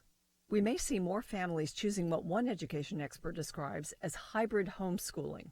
Eric Wern is Associate Professor of Education at Kennesaw State University and author of Little Platoons, Defining Hybrid Homeschools in America. In his recent article for the Daily Signal, he predicts students likely will learn from home again in substantial ways next school year, either due to formal school shutdowns or school schedules of 2 or 3 days a week to allow for more social distancing within school walls. If schools are still mostly online this fall, there's a concern students won't be getting much teacher interaction. In one study, 31% reported interacting with a teacher at least once a day during the shutdown. Hybrid homeschools, sometimes called university model schools, could be a solution, offering a best-of-both-worlds scenario. Unlike homeschool co-ops, they are formal schools with full-time teachers, yet these schools provide more flexibility and time with family than traditional school. Students attend classes 2 or 3 days a week, and on the other days, follow school-determined curricula at home, either independently or guided by parents. Dr. Wern points out that hybrid homeschools are mostly private schools, but are much more affordable. They typically have tuitions of less than $5,000 per year, which can end up even less because it puts them in the range of funding levels of most existing or proposed education savings account programs. Parents may well want to consider hybrid homeschooling. For Point of View, I'm Penna Dexter.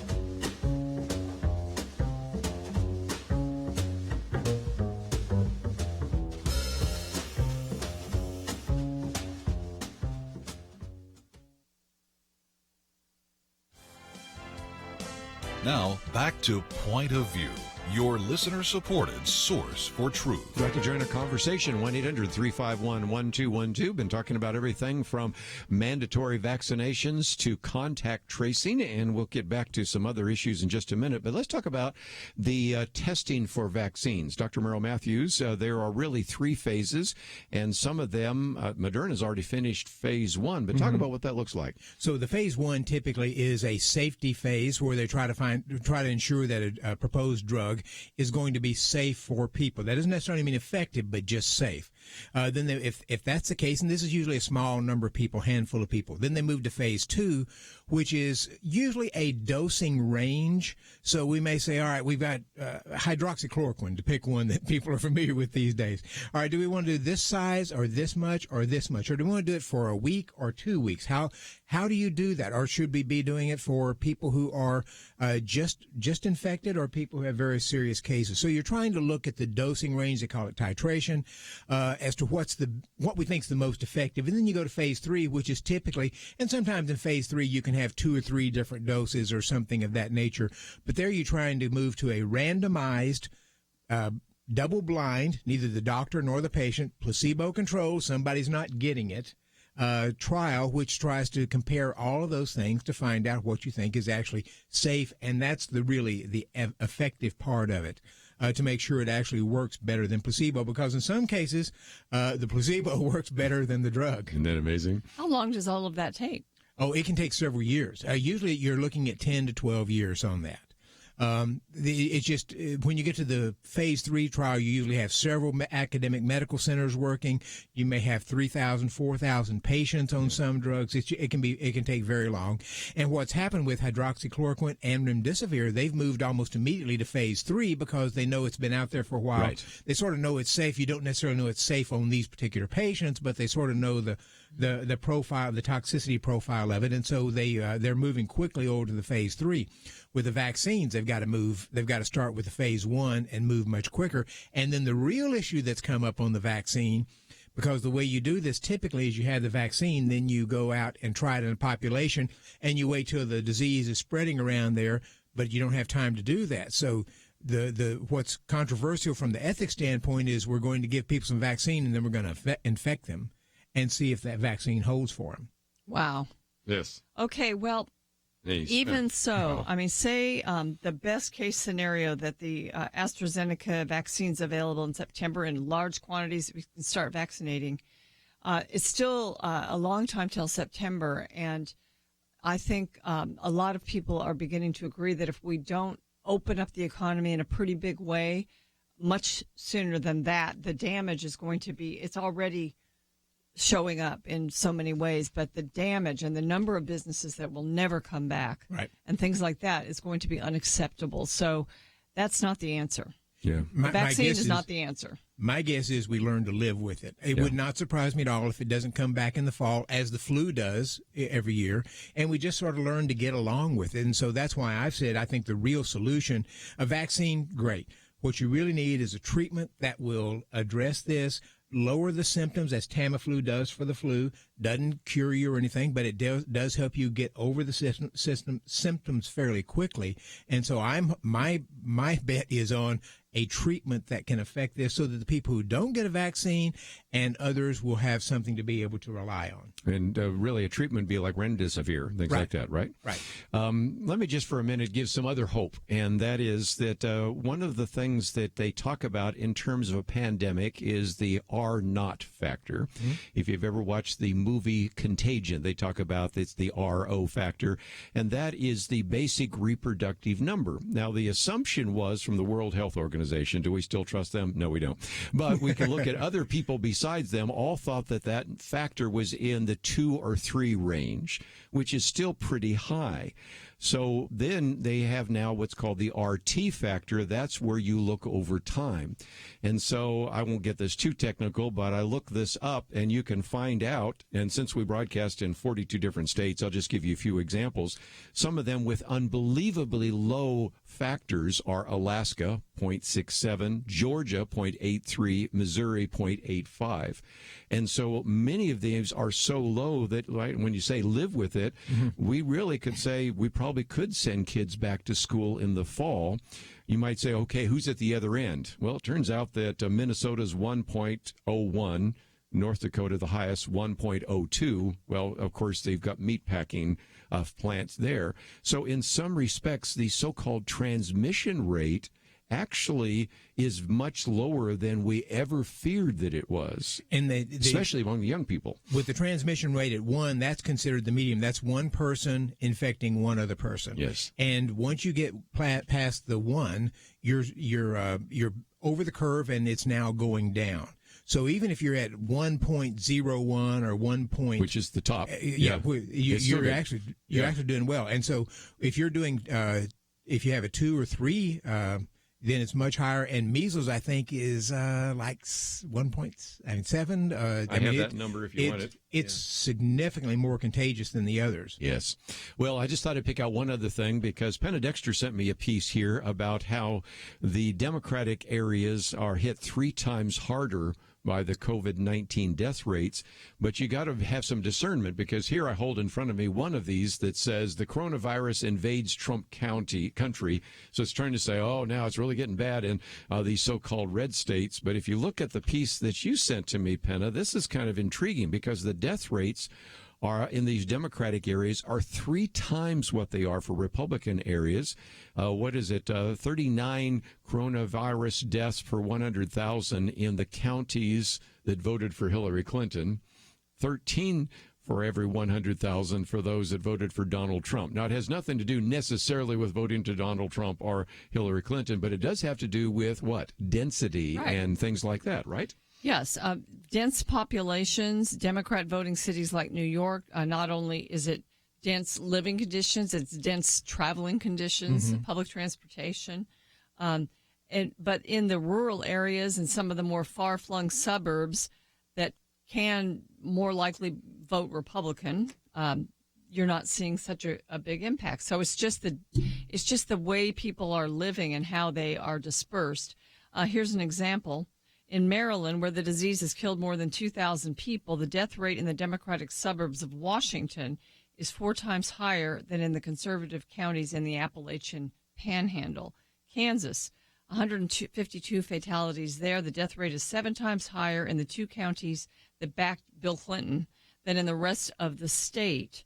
Republican counties report a higher death rate in some other states like Delaware, Nebraska, and South Dakota, where the disease has raced through meat-packing plants. So a lot of it, I mean, just it's sort of common sense that where people are smushed together, that disease is going to travel faster. And back to living with it, it means the kids going to school, if they're in rural areas, they ought to go back to school, right? I would say they should. And it also sort of implies that that's why these areas with high death rates, the people tend to be more concerned about opening up the economy. Right. You know, it may be a blue area, but they're also more concerned about opening the economy because they're seeing all the problems there. Whereas when you get into the rural areas, you're saying, we don't really have many cases, and there's no point in keeping the economy closed. And our problems are economic, not health. As I've said before, you get out there in West Texas or some places in Kansas, Nebraska, wherever, we've been practicing social distancing for a long time. It's a way of life. It is a way of life. We do have some more phone calls, and so if you would like to join us, we're going to be obviously talking a little bit about contact tracing in the next hour, so we'll take some of those phone calls, and we'll get into a couple of other issues, not the least of which is Penna Dexter's commentary on homeschooling. And John Stossel, as we quoted from him the other day, said, this lockdown actually has been a boon for homeschooling, and maybe even for Christian schools doing homeschooling. So we'll talk about that right after these important messages.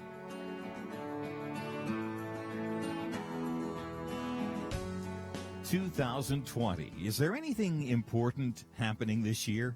Well, not unless you consider major disputes in various Christian denominations, international tensions over a flu epidemic, economic uncertainties, and a presidential election important. Question: where will you get real news, credible opinion, clear biblical thinking on the things that matter most? Answer: Point of View Radio with Kerby Anderson and the team. You can make sure their voices continue speaking loud and clear by taking a moment right now and joining the Truth Team. It's easy, but you do have to visit our website or make a quick call. Go to pointofview.net/team or call 800-347-5151. You have the power to make a difference. Joining the Truth Team can help ensure that millions of people will get a different opinion from the major purveyors of fake news. We don't get big advertising dollars like the networks or tax money like PBS. We depend on you. Pointofview.net/team and 800-347-5151. Point of View will continue after this.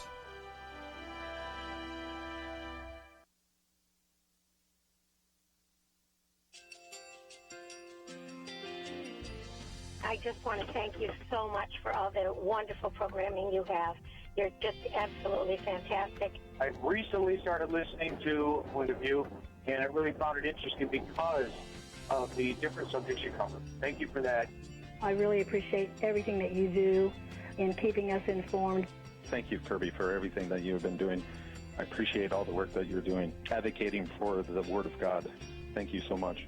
Point of view, I think, is absolutely necessary because it's a Christian perspective, a biblical worldview perspective, and receive very current, up-to-date information about what is really going on, week to week in our culture, which is changing so rapidly, and yet it's morally sliding backwards. Yeah, I'm just, first of all, I thank you guys.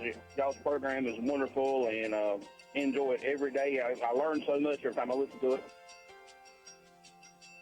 Point of View Radio Talk Show.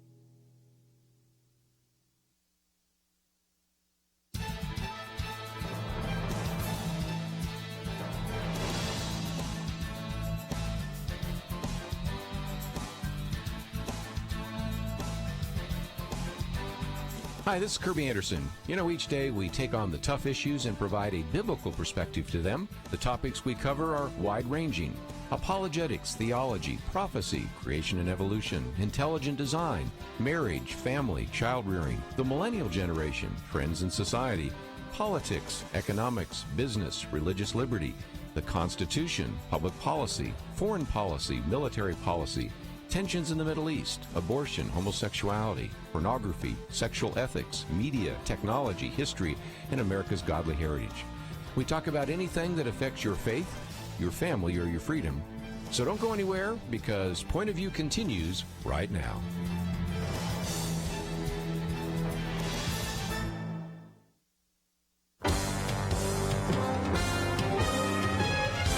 Across America, live. This is Point of View.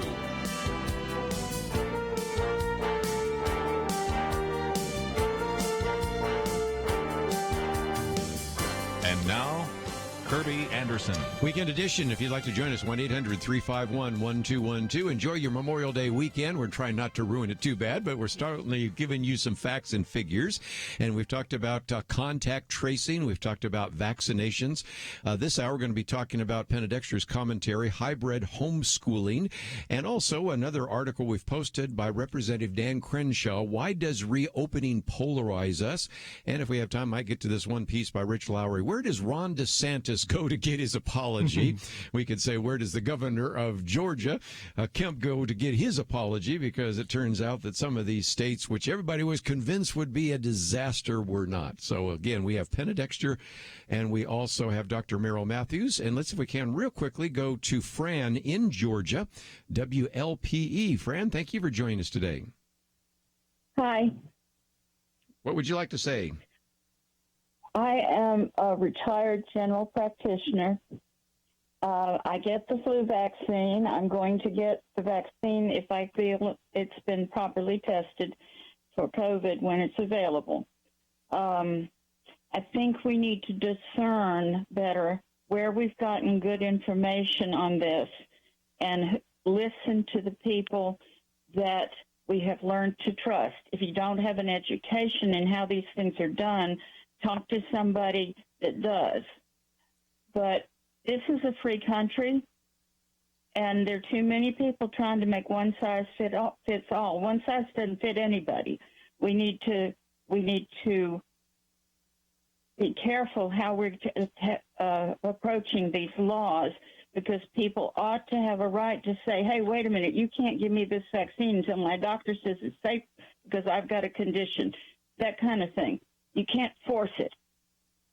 And then, again, this fall, watch who you're voting for. Listen to what they're saying. Don't just vote for them because they're white or black or whatever. Listen to what they're saying. Are they following the laws of this country, which have worked for 250 years?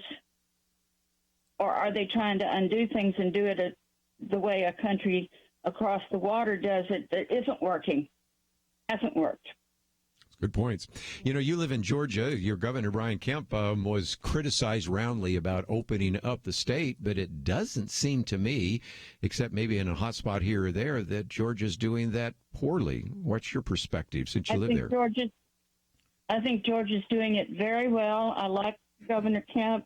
It's time we start opening up sensibly. And he has always said all along, follow the guidelines. My pastor's doing the same thing. Yeah, and that's where you have to trust people to be intelligent enough to do the right thing. There are going to be some who don't, but that's the risk we take. We've got to open up. You know, I think it's good to have you as a doctor saying that, and other doctors weighing in. I mean, we've all gone to the doctors provided by the federal government. We got good and scared by some of the models that were out there. And now, we're seeing that there's other doctors that are saying, well, we're doing a lot of damage to our health by just staying locked down. And not only that, the damage we're doing to the economy can also be damage to our health and life. Fran, you said you were a general practitioner. Is that correct? I was, yes. So if you had a patient in and you said, there's a vaccine, you need to get the flu vaccine, or you need to get this the measles vaccine or something, and a patient said, I disagree, and what would you say to those patients? I would educate the person about the vaccine if they listen, but if they refuse, I would let them refuse. Herd immunity is going to come if enough people know enough to do the right thing, and I think in this country we can do that. Very good. Well, Fran, I appreciate you calling in, and we certainly could benefit from more people with medical expertise joining us today. So those are some very important issues, but she talked about opening up. So let's get to this article by Representative Dan Crenshaw. He represents the 2nd Congressional District, gained a lot of national visibility simply because first an individual on Saturday Night Live made a little bit of fun of him, and since then has been really talking about this. But Penna, again, he points out the fact that we seem very divided. On the one hand, a lot of people typically tend to be more in the red states, and the governors in red states say, let's get people back to work. We want to make a balance between lives and livelihood. But he also points out a little bit later that there have been some that have said, well, this is a great way that we can restructure America and making it a socialist utopia. So what about that? Yeah, he gives several reasons. The title of the article is Why Does Reopening Polarize Us? And we've talked about this a little bit before with this piece that we discussed.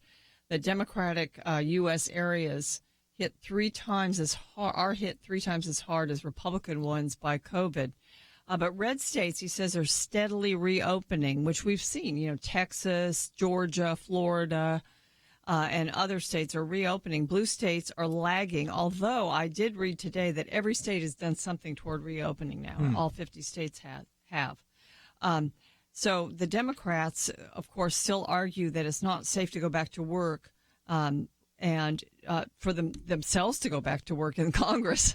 They're wanting to vote remotely. But Crenshaw says it isn't obvious that such a debate should be partisan, yet it is. Why? One popular explanation is that all roads lead to President Trump. Whatever he says, the left will say the opposite. Yes. I think that weighs into a lot of this. I don't think we can discount that. But also geographic distribution. Liberals tend to pack into crowded cities, and that's where you have the public transportation and all those factors that increase the spread. It spreads more easily. Conservatives are more in rural areas, suburban areas, safer regions. But that does not explain, he says, the divide within cities where Republicans support reopening more than Democrats, and they're having intramural fights within the cities. Another factor, he says, is that economic fallout has harmed working-class, high school-educated Americans far worse than liberal-leaning, college-educated people. And then there's the people who are not really being harmed, that are conservative, that normally support reopening, even though they're personally are not being harmed.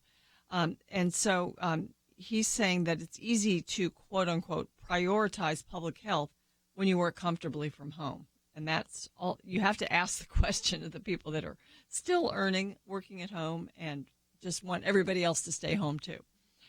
Finally, he says the far left is treating the lockdowns and the consequent economic devastation as an opportunity to restructure America.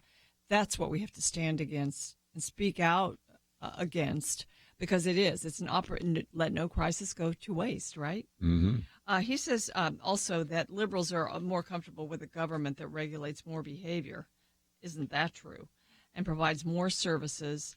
And, this unemployment, I think, the way that unemployment is for a huge percent of the people on unemployment are getting more than what they would have earned on their job. And the Democrats want to extend that to the end of the year. Absolutely. And they're comfortable with that. We're not. Well, if nothing else, it's kind of what Fran said just a minute ago. We got an election coming up here. We'll talk more about that in just a minute. And I think you should ask some good questions and think about where we are right now, where we could be, and what some of the decisions were made that maybe you think weren't very helpful, and who made them, and whether or not they're asking for your vote. Let's take a break. We've got a lot more to cover. We will so right after this.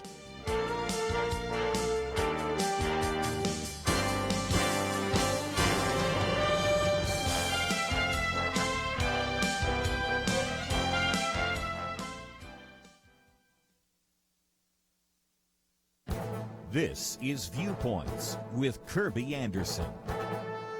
The potential for voter fraud this year is significant. As I've mentioned in previous commentaries, more states are proposing a vote-by-mail electoral system. In fact, House Speaker Nancy Pelosi and former Attorney General Eric Holder are pushing for a national vote-by-mail option.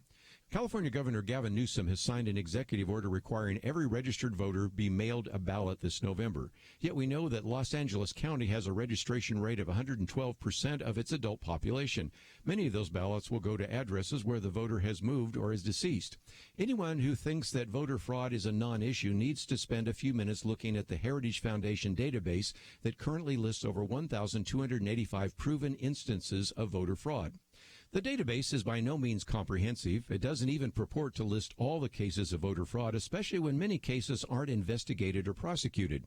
You can find examples of false voter registrations, duplicate voting, fraudulent absentee ballots, vote buying, and illegal assistance and intimidation of voters. If you think that voter fraud won't impact an election, then perhaps you forgot that George W. Bush won the state of Florida by 537 votes. Donald Trump won Michigan by 10,704 votes. But many state and local elections are even closer. One writer collected data from over 100 elections in Ohio that were decided by less than 2 votes. Many of the changes in voting this year, voting by mail and ballot harvesting, make it easier to commit fraud and make it easier to intimidate voters. With all the potential for fraud, we should hope and pray that we don't have another close presidential election like we had in 2000 and 2016. I'm Kerby Anderson, and that's my point of view.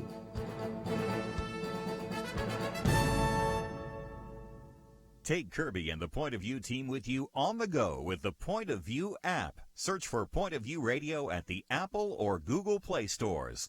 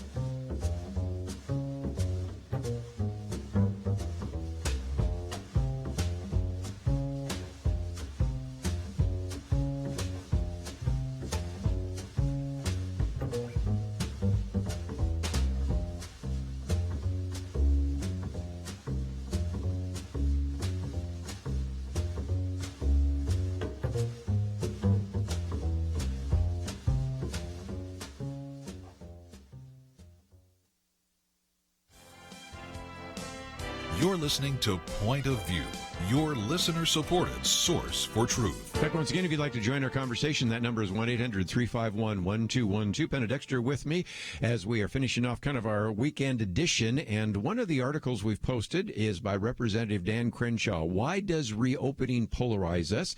And Penna, you had a good summary, but he had a couple other comments near the end of his article, didn't he? He did. If you've ever seen him on TV, he served in the military. He was injured and actually lost an eye, or at least lost a sight in the eye. I think he lost the eye. He wears an eye patch.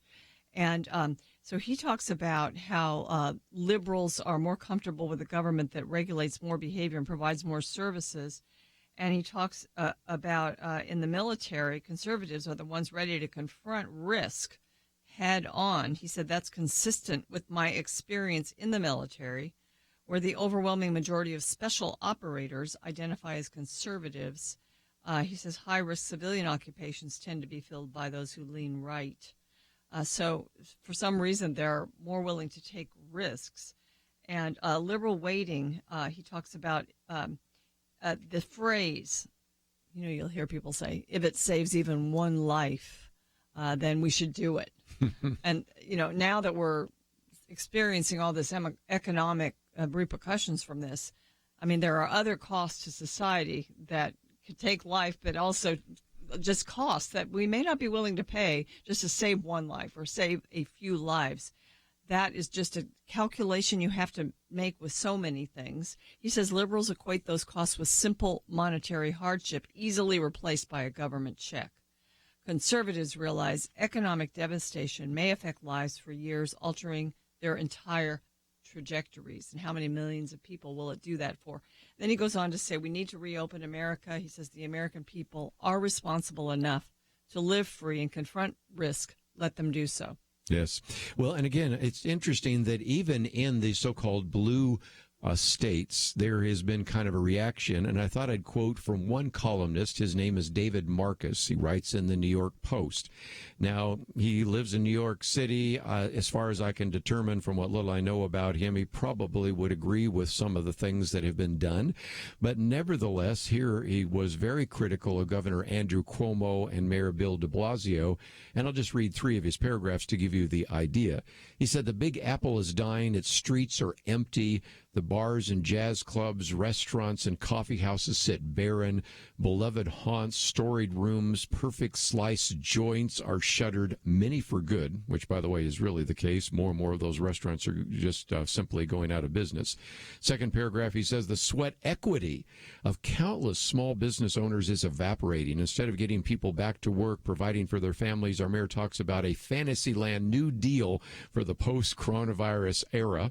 And then finally he says, open the city, all of it, right now. Broadway shows, beaches, Yankee games, the schools, top of the, he used the word, Empire State Building, everything. New Yorkers have already learned to socially distance. Businesses can adjust. The elderly and infirm can continue to be isolated. I think he was on Tucker Carlson. I saw an interview with somebody, I think it was him, was just basically saying, it's real easy for you to say we're all in it together because you are still getting your paycheck. It's easy for you to say, well, this is just a inconvenience because some people have to stay at home and watch Netflix. But again, it's not looking at the fact that the suicide rate is going to go up. The number of people that needed various kinds of surgeries are being postponed. The kind of diagnostic tools necessary, colonoscopies and mammograms and cancer screenings are not taking place.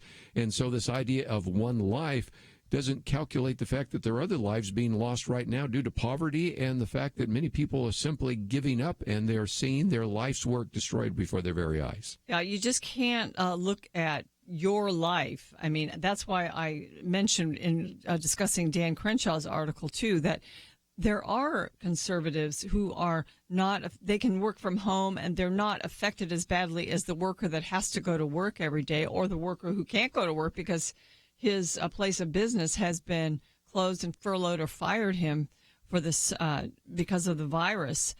So, conservatives whose lives aren't affected, I think they have a responsibility and a stewardship right now to really speak up and use whatever influence they have to get us to open up. We have to open up. And I think that even the liberal states who have done a little something toward opening up are beginning to see that. But we have to make that sort of a national effort, or we will go into a downturn that will affect everything across the nation, and it will affect human lives and human health and human flourishing. And again, we need to focus on where the hot spots are. And it turns out more and more of those actually are the nursing homes and living care facilities. Gary Bauer, just I'll use Ohio this time because I kind of jump around the nation, and so our listeners up there in the Buckeye State shown that Ohio had about 1,800 people that have died, but 80% of those deaths occurred in people that were 70 years or older, and actually 70% of those deaths actually occurred in nursing home patients. So the 1,250 of the 1,800 actually took place in a nursing home. If you were to remove that for a minute or have protected that, that means you have in Ohio, which is a pretty good-sized state, right? 550 people that died of COVID that actually died outside of nursing homes. And then, of course, bring that number lower if you look at those people that are elderly. So we know where the disease hits. We know how it hits. And so we can, on the one hand, open up the economy, at the same time protect the vulnerable. And it seems to me that's just kind of common sense, but for some reason it has eluded some individuals in some of these blue states, hasn't it? The young and middle-aged people really across the board need to be able to get back to work. They need to be able to feed their families, be productive. There's going to be some people that are going to need to shelter and stay home, maybe for the rest of their lives. That's sad, but I'm sure it's just something that the country will have to deal with. And the other part of this is throughout this time, is whether this was right or wrong to shelter in place, to have lockdowns, we've learned a lot of things about how to live our lives now. Some of these things, and we could talk about this later, about the surfaces that we've been cleaning up, may have been a little bit of overkill, they're saying now. But we've learned that, you don't just hug everybody willy-nilly. You don't shake hands without, thinking about who you're shaking hands with. And perhaps we just don't do much of that for a few years. I mean, and the distancing, and, it's going to be expensive, too, because if you don't fill up restaurants the way you used to, or shopping situations, stores and different establishments, bars, things like that, then it is going to be more expensive to live life. We'll all have to sacrifice, but we have to get back to it. We've learned some things, though, that will keep us safer. Let's take a break. When we come back, we're going to talk about homeschooling with Penna Dexter. It's the column called Hybrid Homeschooling, and it kind of connects up to some of the conversation we had yesterday about the John Stossel video about that. But let me just mention, as we go to a break, one of the action items. From time to time, we want to give you an opportunity to express your opinion to your senators, as we did when we were talking about the whole issue of the supply chains from China. More recently, we've given you an opportunity to contact your governor about opening up.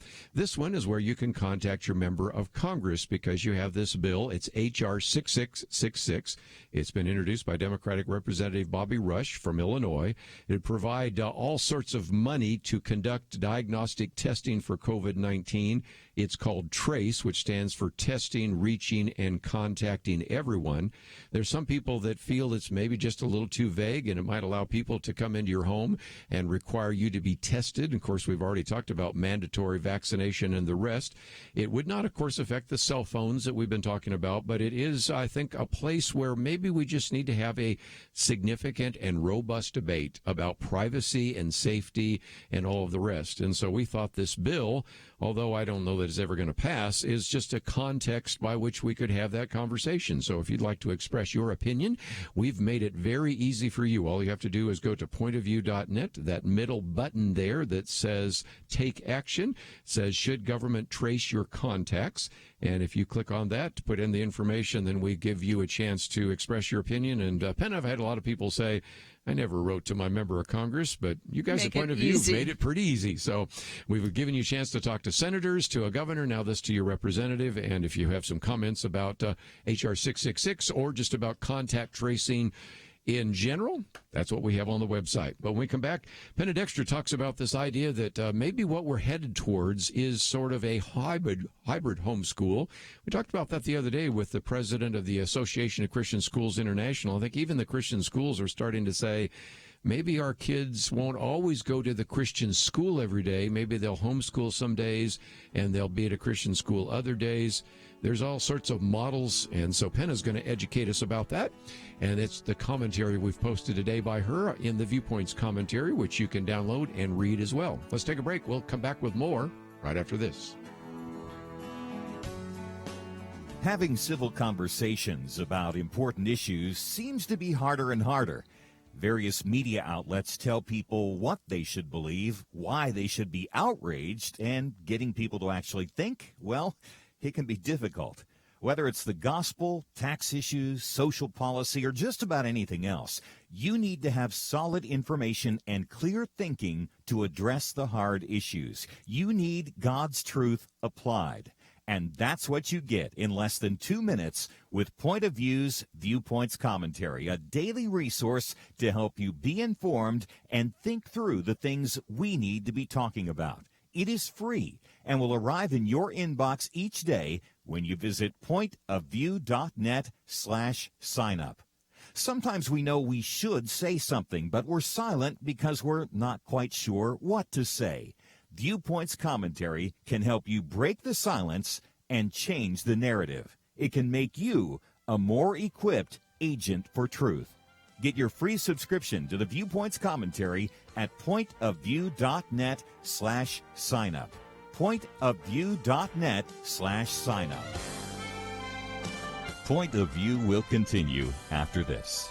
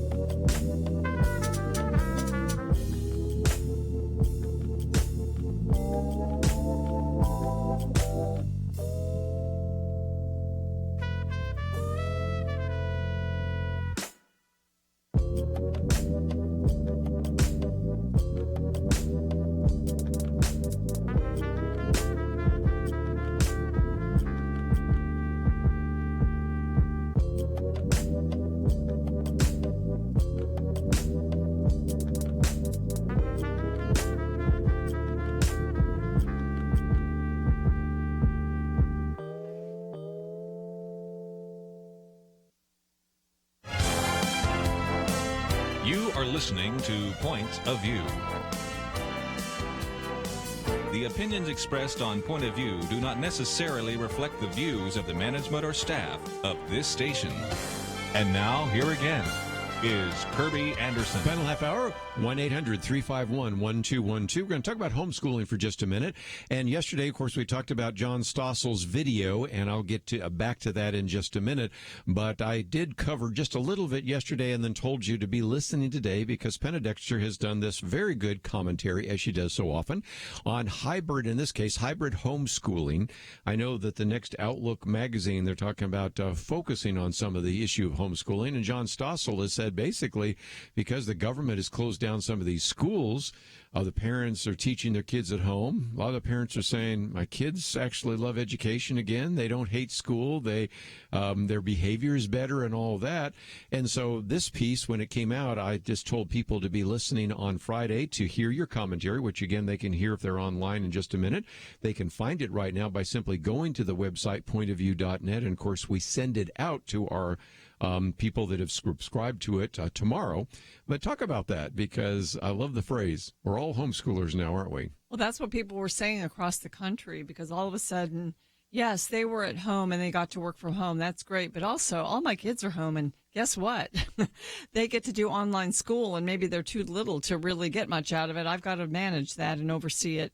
So they're calling themselves homeschoolers. And, you know, some people are really sick of it and they can't wait for it to be over.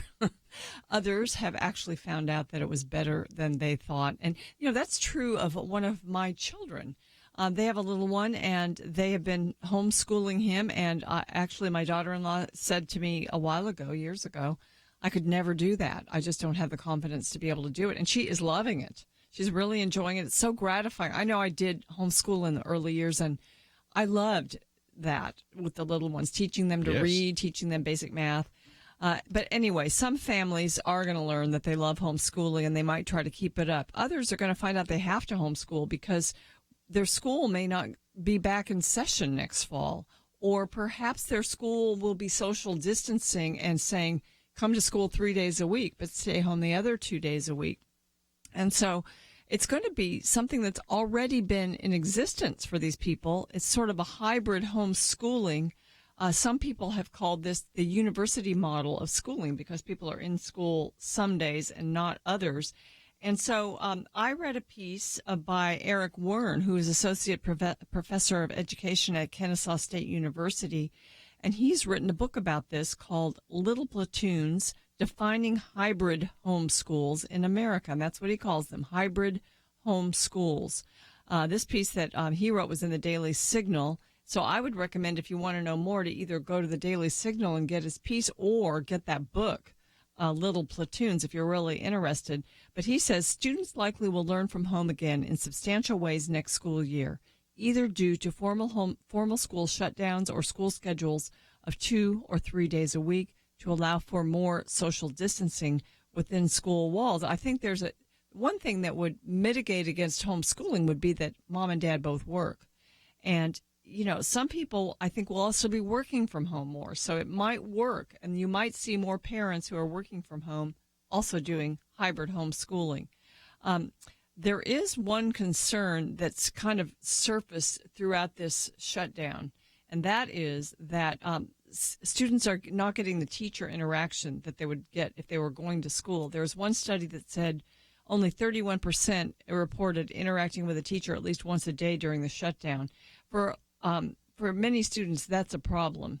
And so hybrid homeschooling could be an answer for that, because you're at least at your home with your parents and you're getting that interaction a couple days a week. So it's sort of like a best of both worlds in a sense. I think I quit homeschooling when my kids were mid-elementary school. I think if we had had more of this hybrid homeschooling where they're out of school for part of the week, home part of the week, I probably would have done it longer because it would be more doable. And you would also feel like you had more support. And so there's more family time, and yet there's classes to go to 2 or 3 days a week. And then the school usually guides you through your time at home, too. They provide curricula for you if you want to use that. Also, the cost. It's a lot less to do a hybrid homeschool than it is private Christian school, which a lot of parents see as the best option, but it can be very expensive. So, tuitions are less, and these education savings account programs that now have been expanded to, in many states, to cover elementary school, not just for college. So a lot of times it even makes the tuition less by applying for that. So it's something to consider, and I wanted to throw that out there for parents. And it's fun to see, Kerby, that you actually talked about John Stossel's video and promoted that, because I think there is going to be a lot more homeschooling going on now because some people have really liked it, and also because some people are sort of forced into it. The hybrid homeschooling, I know when you posted this piece, somebody we know said, that's what we did. Kelly's Shackelford. Kids went to Lucas Christian Academy. It was just a great experience for a couple of their kids. And, I remember watching them make that decision and do that. And their kids are now out of high school. Because of homeschooling, I think, and this is what I say, but you can agree or disagree, that that's maybe the reason why you've had some of these experts now saying, as John Stossel points out, that parents lack the expertise to teach their kids. You have that front page of Harvard University's magazine, which was written by the faculty director of the Child Advocacy Program, talking about the risks of homeschooling and all of the rest. And so on the one sense, there are maybe some parents right now that are going, I didn't think this would be something I could do. It's maybe still a little difficult, but I'm beginning to think maybe homeschooling is not such a bad idea. After all, my kids are still learning, and my goodness, when I get them away from some of the negative influences of school, their behavior seems to improve. Yes, and this is another part of it. This lady at Harvard, she's a law professor, Elizabeth Bartholet, I guess is how you pronounce it. She says she's worried about the faith, the ideology of many homeschooling parents. Yeah. She says they're committed to raising their children within their belief systems, isolated from any societal influence. And she's worried about these kids not getting the secular, materialist belief system of the world. And that's just what a lot of homeschooling parents worry about and want to protect their kids from. So, it depends on, I guess, what side you're on. Do you want the government and the culture influencing your kids, or do you want to, according to your faith? It's a wonderful opportunity to inject faith into their daily curriculum. And so it's another reason for folks listening to Point of View to look into it. I would think so. And John Stossel, in his video, spent some time talking with Michael Robel, who is the professor at Teachers College at Columbia University. And he was actually saying there's no guarantee that students are learning democratic values, let's be fair, and civic knowledge. And so John Stossel says, well, were they learning that in the regular schools? And Michael Robel says, well, in the curriculum. And so then that's when John Stossel says, well, so what? The National Report Card, the government's biggest nationwide test, reveals that government school students couldn't even give you basic answers about things like history or civics, fourth graders. Which country was the leading communist nation during the Cold War? And Moore said France and Germany. Only a few were able to say Soviet Union. Another question, America fought Hitler and Germany in which war? Moore picked the Civil War than World War II. So obviously they're not learning right now. But on the other side, let's talk about the positives. 11 of the 14 peer-reviewed studies basically say that homeschooling had a positive effect on achievement. And as a matter of fact, this one educator talked about children who are homeschooled get better academic and social results than kids in the government schools. So that may be why some are starting to say, I don't know. As a matter of fact, homeschoolers score 30% higher on SAT tests. So there's just a lot of great material that suggests that what you've written about here may be something that parents should think about. Yes, and I want to say from experience too that if you homeschool kids, you just don't have to spend as much time on things. There's a lot of time wasted just managing a classroom, and so if you're home and you're focusing on the subject matter at hand, you can be done quicker, and then maybe do some topics that the child directs or would like to do, or perhaps more, of a sport or of a musical instrument or something else. it just seems like your life can be enriched this way. So it's really something to look at. You know, again, they talk about in homeschooling delight-directed education. And you know as well as I do, you had one of your kids that was just really into computers. So let them spend time learning computer code. And others might be interested in dance or piano or whatever it might be. And you can move the kids along at their pace, whereas you have to probably keep the pace of the slowest kid in the school. Yeah, sometimes that pace is faster. Yes. But if it's not, you can give them individual attention, and that's a blessing. And again, if the kids have dyslexia or ADHD or something like that, that's another thing. So anyway, Penna Dexter's commentary, which you can listen to right now if you're on your computer, deals with the hybrid homeschooling. So we'll take a break, and just before we end here, we'll get into maybe a few things happening in the political arena, and we'll talk about that right after these important messages.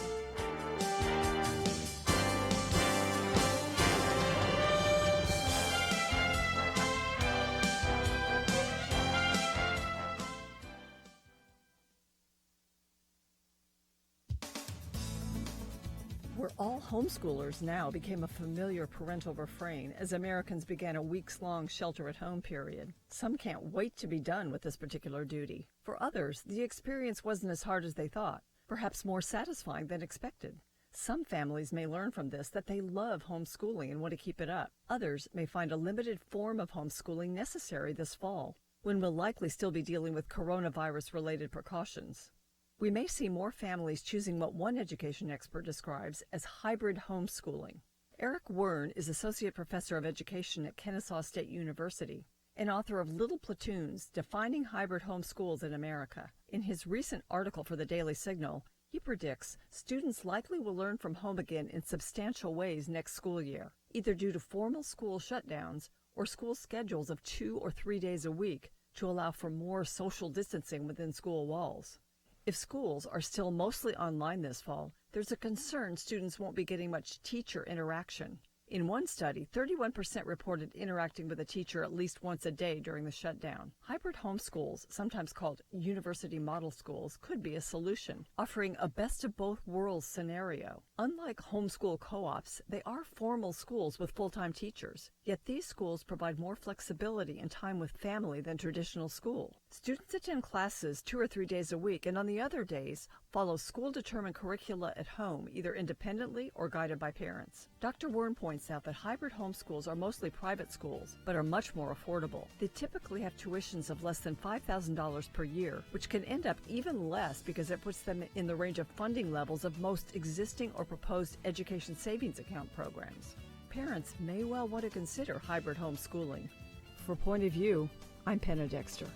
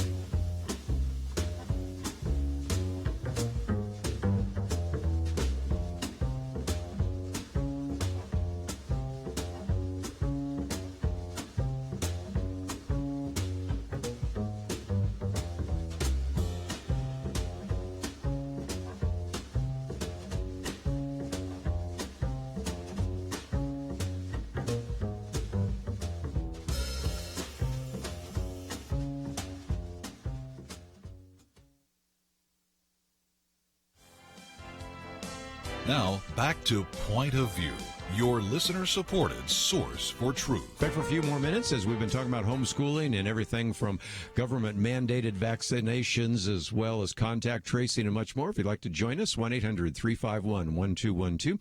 Let's go to Arizona first. KNLB. Ray, thank you for joining us today. I think you have some comments about homeschooling.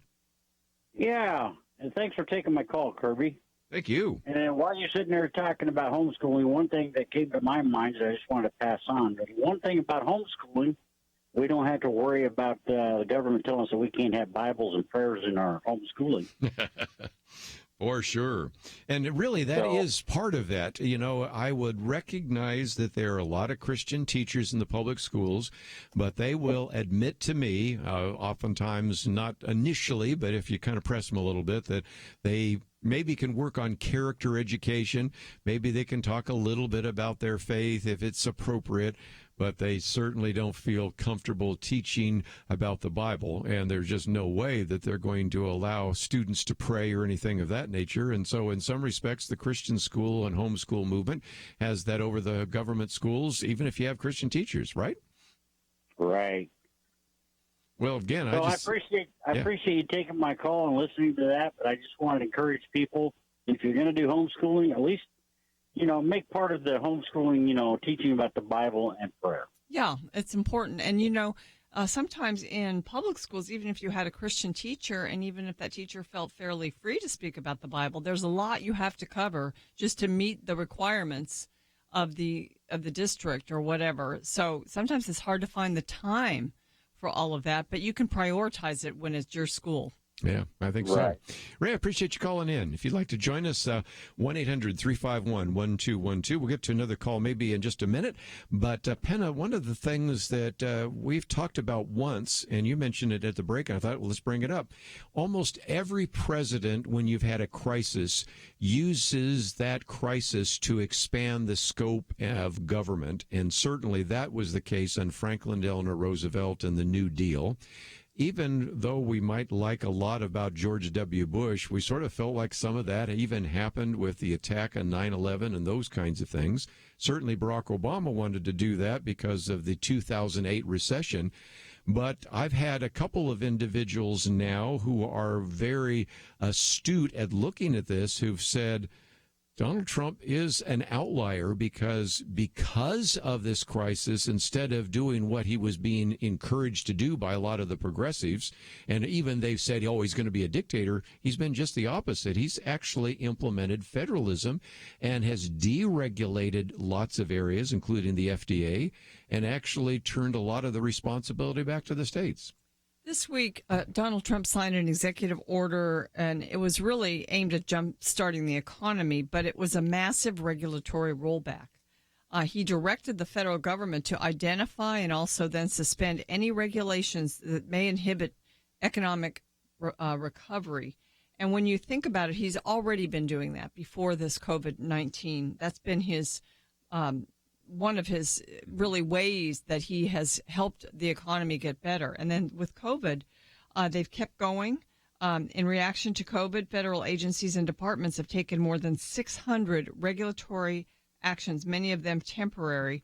And they basically cut back on regulations in these cases.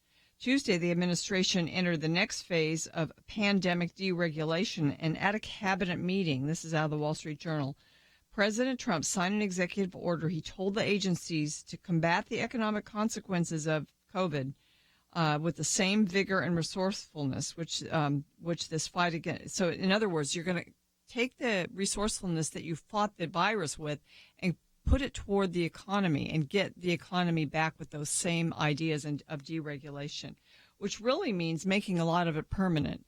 And, under HIPAA, for instance, for medical care and for Medicare, under HIPAA, you're not allowed to do a lot of things that have actually been waived. Now we've got all of this telemedicine that's even being allowed under Medicare. Why not make some of that permanent? It just makes so much sense for more people. So, just deregulating and not making it temporary, but making it permanent when possible would be a great way to get the economy booming back. Again, that is an editorial by the editorial page of the Wall Street Journal. It was May 21st, and it's COVID-19 deregulation, and we haven't posted it, but you can certainly find it with that information. And I'm going to take a few more comments because you started a number of phone calls with homeschooling. So let's head up to Missouri this time. Colin, what would you like to add on this issue of homeschooling? Yes, I noticed my wife, who is my grandkids' teacher, and she's teaching my 7-year-old grandson while the 4-year-old is in there with him, and he's learning his 7-year-old. It's accelerating him. It's like a one-room schoolhouse. They taught from first grade to high schoolers all in the same room, and the others were listening to high school work. It's accelerating to have the younger ones being taught in the same room with the 7-year-old, and if they're taught at home, they can also throw in Christianity to them, and the teachers coming right through the screen of my wall. Yes.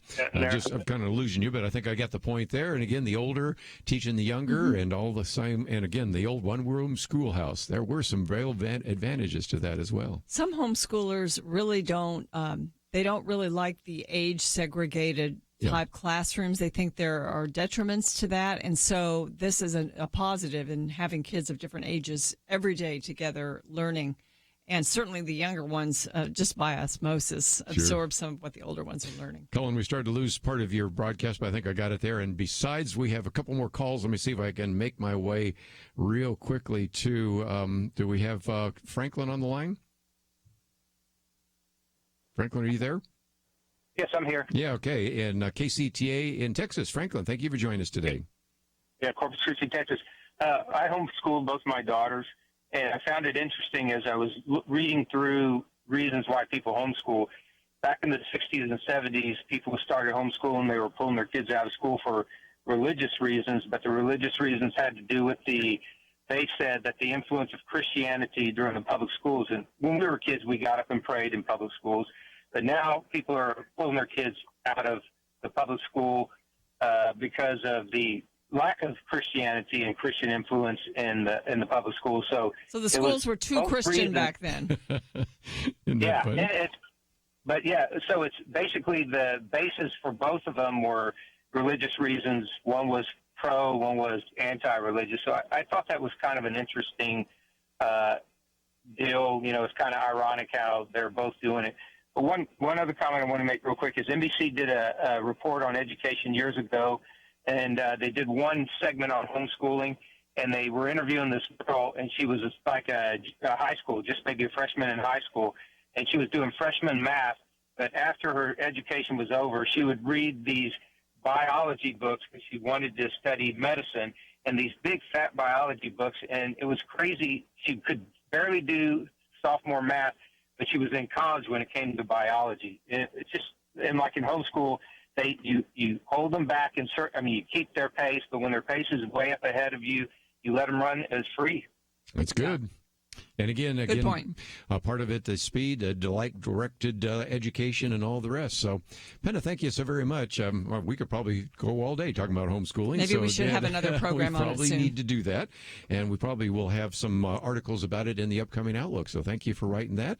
And if nothing else, I want to wish you and all of our listeners a great Memorial Day weekend. You too, and Kirby. I want to thank Andrew and Steve for their help behind the scenes. If you find yourself saying, or you guys covered a lot of material, I'd like to read it again. Well, we'll keep that up there on the website. If you'd like to take action and maybe let your representative know how you feel about this issue of contact tracing, I would encourage you to do so. Monday is a tape program. It's going to be a great program on Memorial Day weekend. We'll be back here live. So we'll see you back here on Monday and then Tuesday right here on Point of View.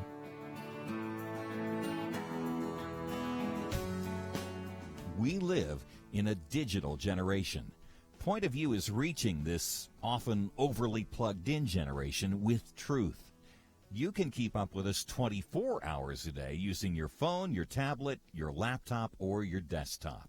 Search for the Point of View radio talk show on Facebook, where you can keep up with today's issues, learn about current and upcoming guests by liking us on Facebook. Also, follow us on Twitter. Our handle is @PointOfViewRTS. That stands for Point of View Radio Talk Show. Learn, interact, make a difference with Point of View using new media. And here's one way you can make a big difference. Help us increase our reach by spreading the word among your friends. Share a Facebook post. Tag us in a tweet. With enough joining us to plant seeds, we'll see a tremendous harvest. Come on, it only takes a minute. Search for Point of View Radio Talk Show on Facebook, @PointOfViewRTS on Twitter, and subscribe to the Point of View Radio Talk Show channel on YouTube. Learn, interact, share. The Point of View Radio Talk Show. Point of View is produced by Point of View Ministries.